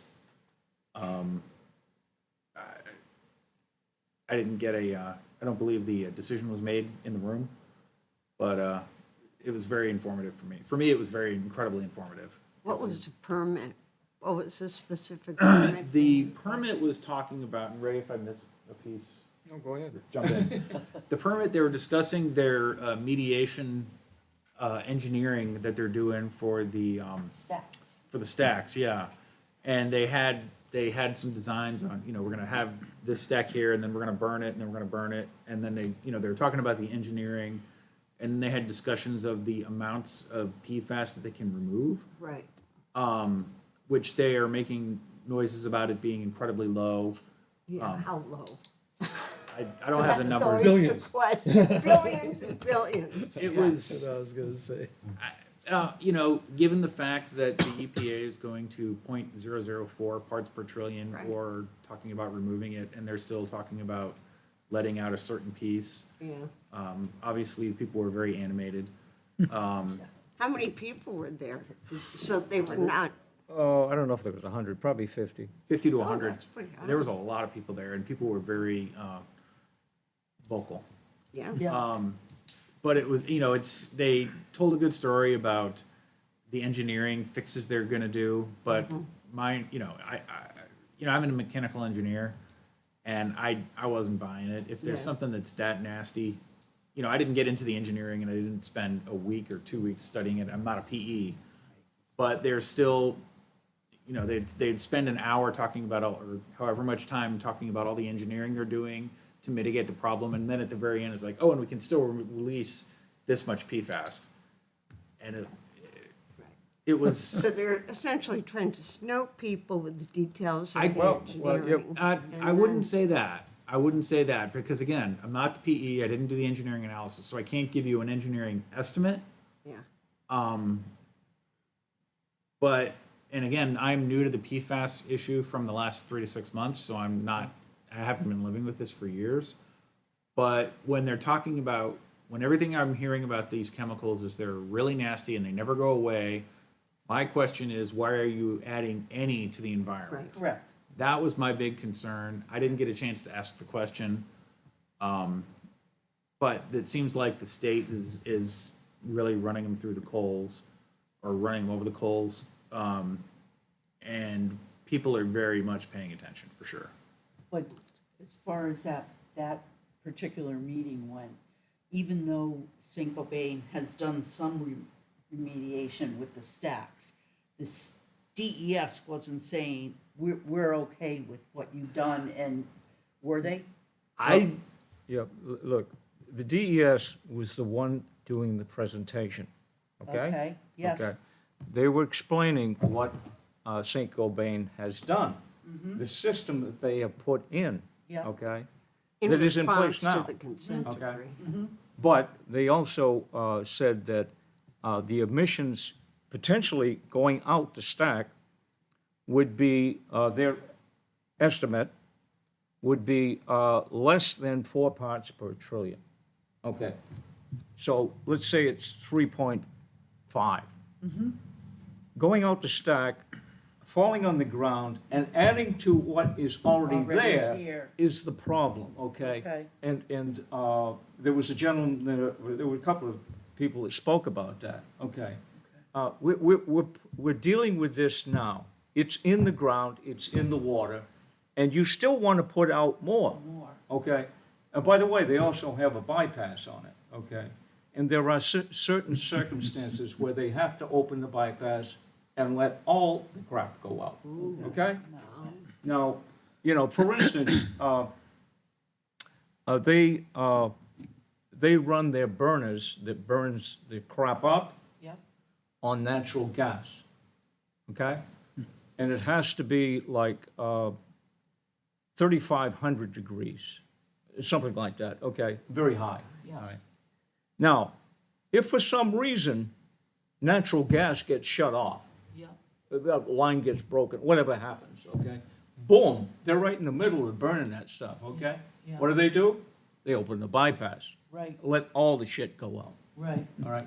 Now, so the New Hampshire Department of Environmental Services is put in this position because St. Gobain has gone before them and said, hey, we want to continue to do this. We want to extend our permit. Can you give us an okay for the permit? Right. That's what New Hampshire DES has to decide on, okay? This is what these people that, by the way, have cancer over there in Merrimack, Yeah. okay, spoke about. But it wasn't just the people. It was, I believe, a town council from Bedford. It was the town manager from Merrimack. and others that spoke and said, oh, wait a minute, we don't think this is a good idea. Right. Naturally, I spoke it, and after everybody else spoke, I said the same thing. Wait a minute, Yeah. I don't think it's a good idea, Right. okay? Unfortunately, DES is put in a position where they have to make a decision whether they're gonna say it's okay or not. But, so is that how the meeting ended, was that they took it under advisement? Yes, Okay. Yeah. So they're gonna so, come back by at some the point way, and either I say, mean, a public comment is still, if anybody wants to speak or send something in, oh, anybody could do that. okay. Okay, good. You All know, right. and by the way, I would love to see certain people from the town of Londonderry. Yes. Comment. Excuse me. Even state reps. Comment. A comment, if they have a comment and thought about it, you Right. know. Because what happens is extremely important, okay? Absolutely. And by the way, St. Gobain's, I went over there, I went by their plant. Yep. You can't drive in there because it's off limits, okay? Okay. But right in the front, they have a display of a big dome, okay? Yep. So apparently they have a contract to either build these domes, which is probably a federal contract, by the way, or to cover these domes with some of this stuff that they're making. Now, I don't know the whole story on that, but they are doing an expansion over there.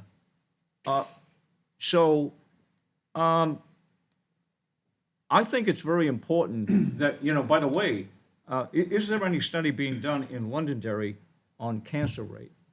I know Merrimack has done it, Yeah. okay, and they've got, I don't think we've. there was a done lady over there that Well, had like a I thought we did 14. one 12 years ago. There was a, That would be helpful. a DHHS study on the health effects of, on the cancer rates in Londonderry. It was a very technical, thorough presentation. I attended it remotely. It was probably a year and a half ago, 2 years ago. You could probably find it online. And my memory, and I think, Ray, you were on the Zoom as well.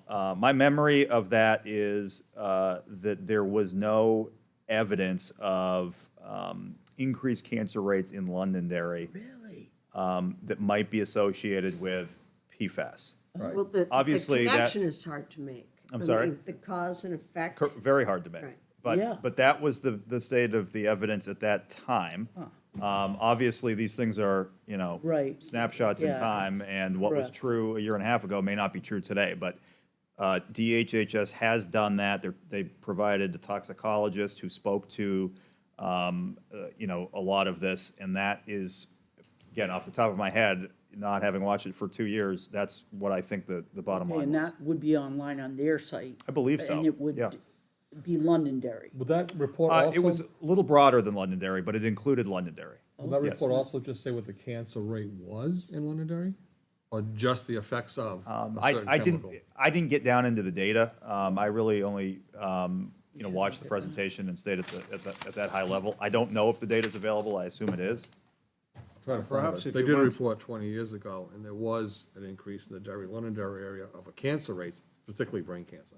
So I'm gonna try to find out. but If it you was- went to the New Hampshire Department of Health, they would probably have that I'll data. try to find it there. And by the way, Yeah. as far as Londonderry, with contamination, if we want to blame it on St. Gobain's, that's part of the problem.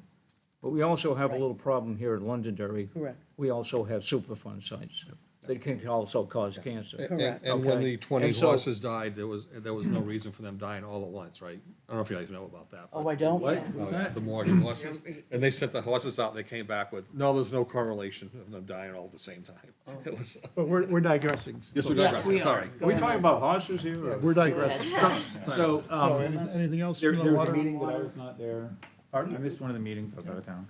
But we did get some more info from Yeah, that. we had a couple meetings. Yeah, we had a couple since the meetings, last- probably gonna have another one, maybe this next weekend before the first. Sort of Could discuss. be, I haven't heard about that one. I did have a couple announcements that I wanted to make on PFAS. One was that a number of cities and towns around the country are suing 3M and DuPont, which manufacture PFAS, and they won their cases. So 3M is providing $10.3 billion as part of their settlement. This is an initial settlement, and it doesn't mean that there won't be additional settlements for other towns and communities. DuPont had to pay $1 billion. Well, they're going to have to pay more than that because that's like nothing to them. But that came out in June, the end of June, that big case.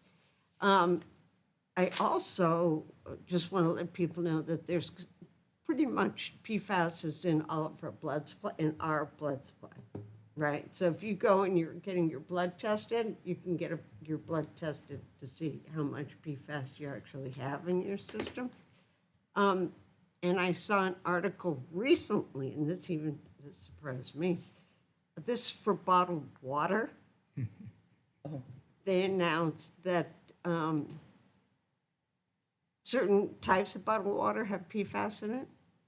Like Topo Chico has 9.71 PFAS. That's one container, one can. 9.71 of PFAS. Polar Seltzer, 6.41. Bubbly, 2.24.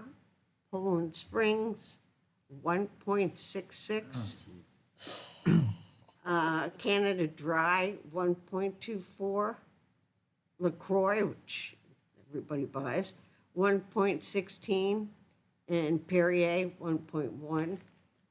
The only ones that don't have it are Sparkling Ice, everybody writing this down, Sparkling Ice Black Raspberry Sparkling Water. That's I like that one. 0. There you go. That has 0 PFAS. I'm going with that one.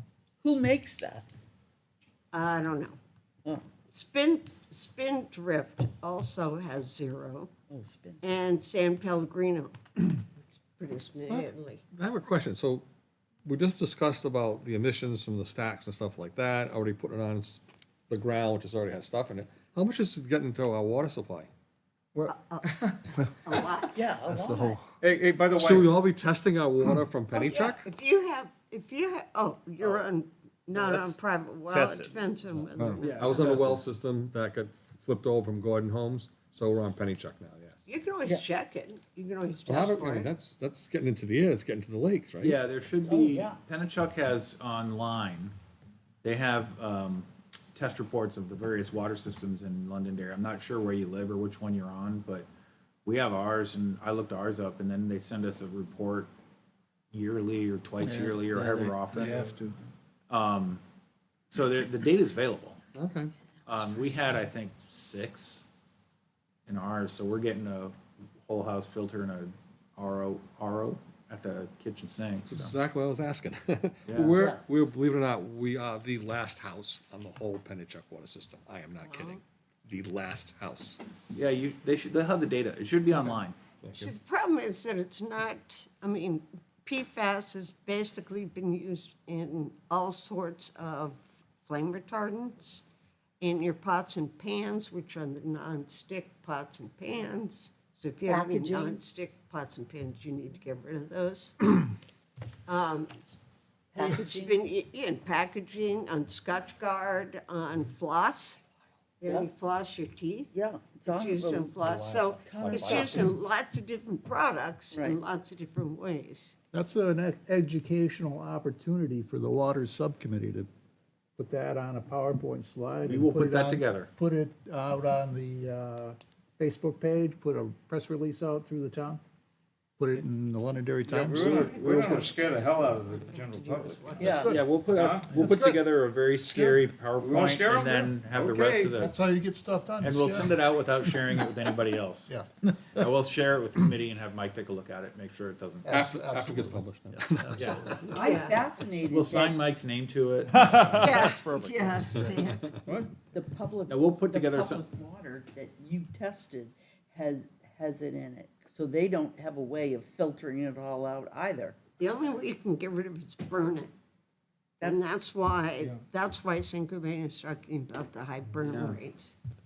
But the filtration And system. reverse osmosis, right. So we have a suggestion to put together a report on the dangers of PFAS and the things that you need to think about The sources. and the sources and The use. household sources Yeah, in your things that everyday people in health, the community need to learn. The water committee, I don't want to speak, but the water committee will take an action to put that together, Yeah, we can write do something that super pretty scary. easily. Perfect. do you And- think you need a whole house and reverse osmosis? He's Well, doing the whole house, not just Well, the the kitchen. whole house, the reverse osmosis is for drinking water. Yeah. And we're very cautious. We're just germ phobic and we don't want to get. And then we have, Plus you have little kids, right? we don't have kids in the house. But if you do whole house, won't that take care of your drinking water? No? Well, it'll be like a whole house carbon filter. And Yeah. then the RO at the kitchen sink will make it super, super clean. Okay. So we're like, So it'd be we're- like double Reverse filtration. reverse osmosis is actually better.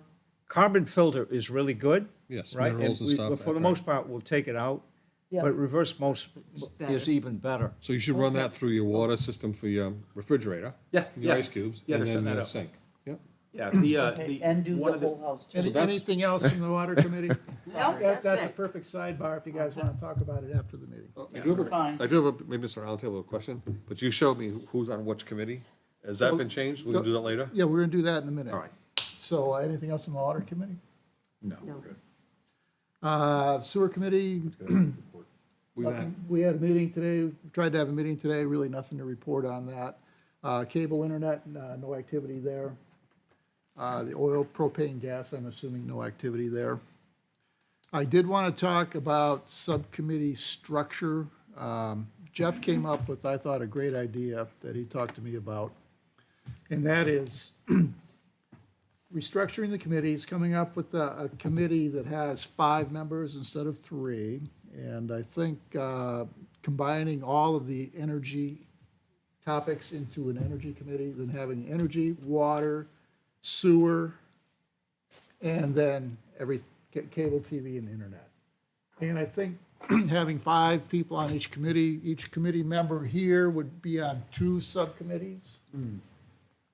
And I think 2 of the subcommittees, actually the sewer and the oil propane, or the sewer and the cable TV and internet, I really think they're not going to be our focus. I think we'll just deal with those as topics come up. I think we have a lot of work with the energy coming up ahead of us. I think we have a lot of work with water coming up ahead of us.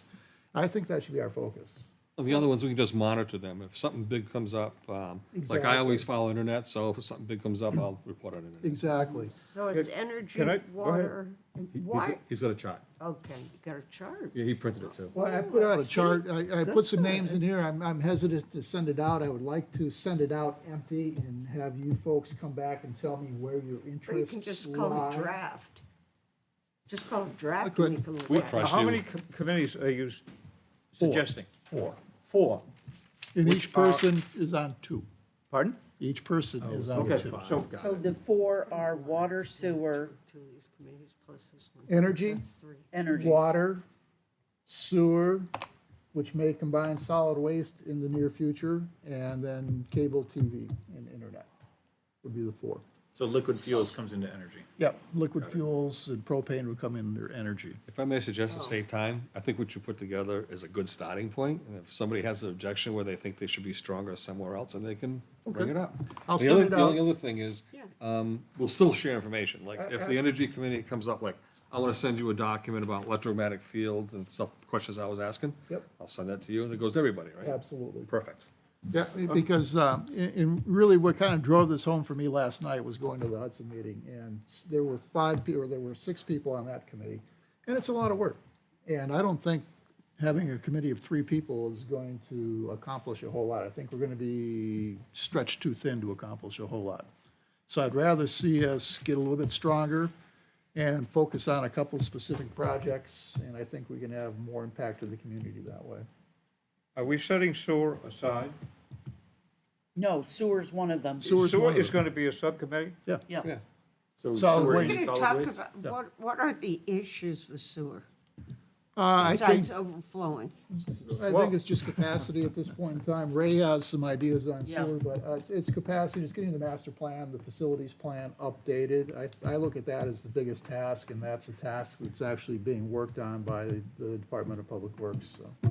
I think we have to refer to what Mr. Malaguti said, that sewer is the most important issue that we're dealing with in town. Did you not say that at some point? I don't think I would have called it the most important issue that the town's dealing with, but it's a very important issue that affects Woodmont Commons, that Yes. affects economic development. Yeah, I would not underemphasize its importance. No, my question is, did you not say that? Did I misquote I you? don't recall saying that it was the most important issue facing the town. I often talk about how important sewer is. Oh, okay. So it is a very important subject Yes. that the town is dealing with, that we really need to pay attention to. I So are we combining wholeheartedly sewer agree. underwater? No. Okay, it's separate. So the town council had talked about eliminating the solid waste committee, or rolling that into this committee, and I think sewer and solid waste will go together. It's a lot of the same people in the town. And I know Joy and myself are both on solid waste committee, so we're on this committee as well. And that's not to say somebody on the sewer committee, or solid, whatever we call it, wants to take a special interest to do extra work on it, that's fine. That's fine.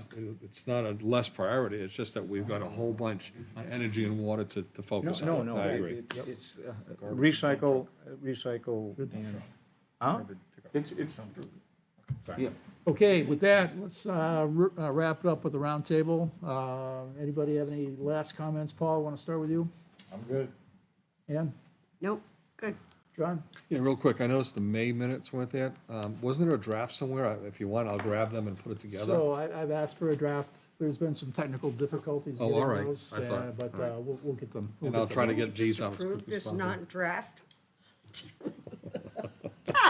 all Wasn't set. it May? Mike? Good. Jeff? Good. Ray? Can I ask Mr. Malaguti something? Absolutely not.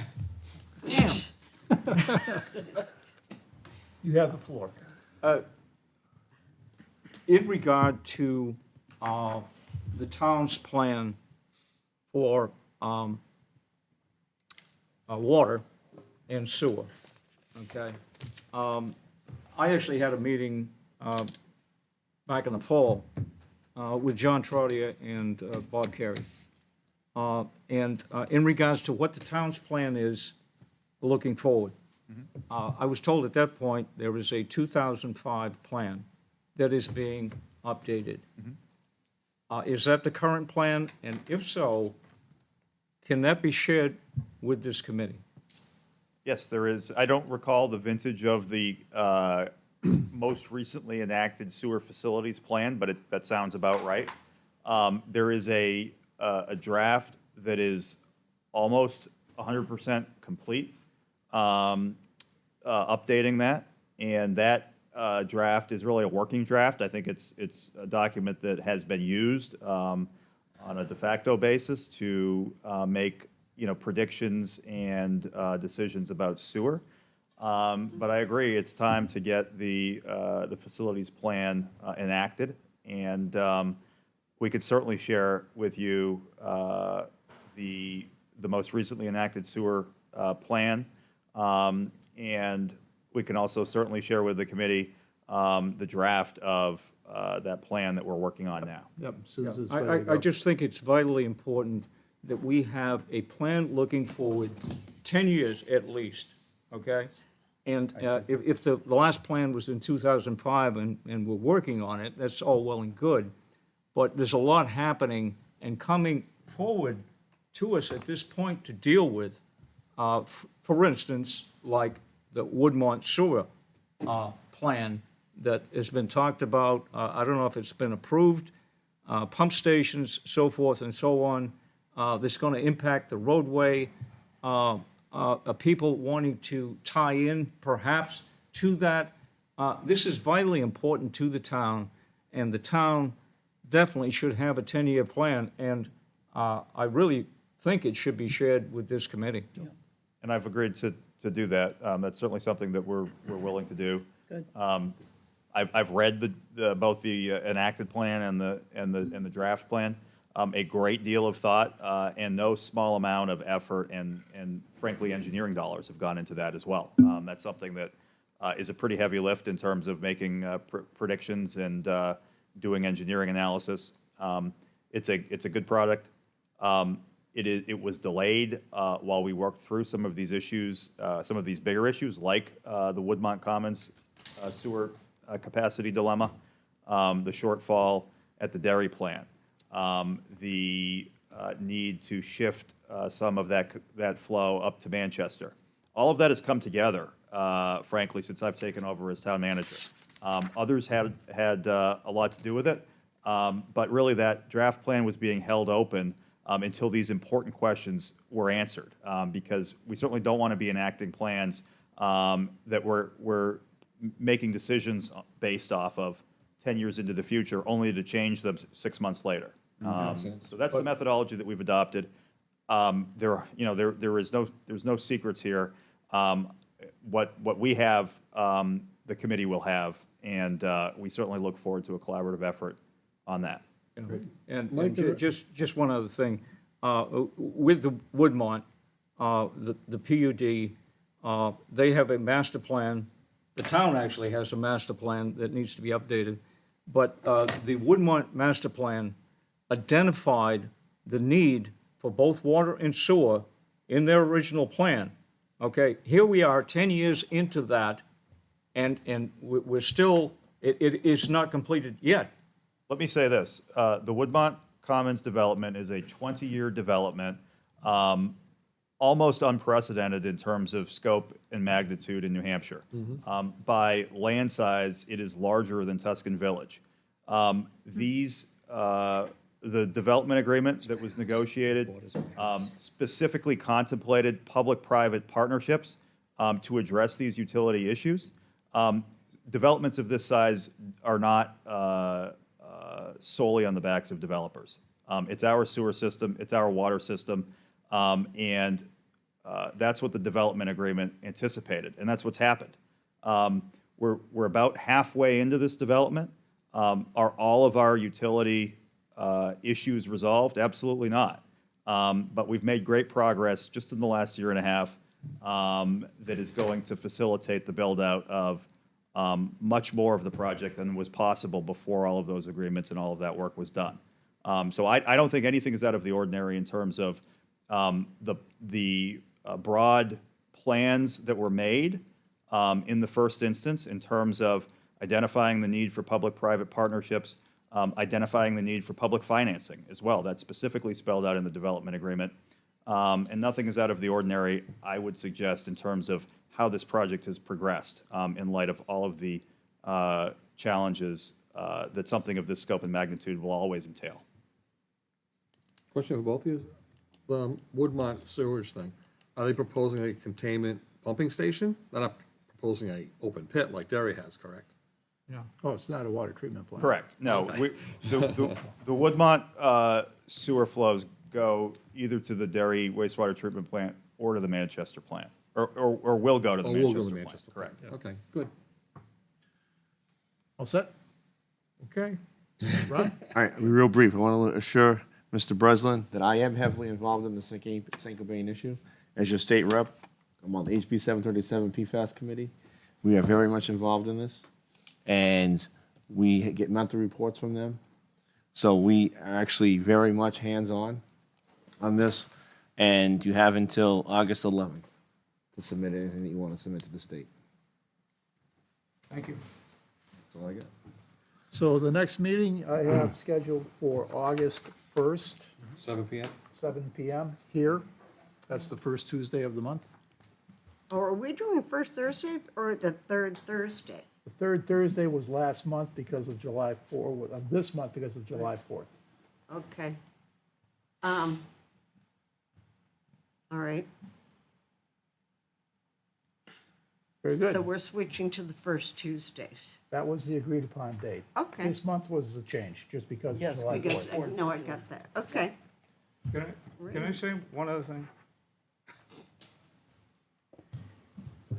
And this would be addressed to Mike, I guess. Can we talk about it off sidebar? And can we adjourn? Okay?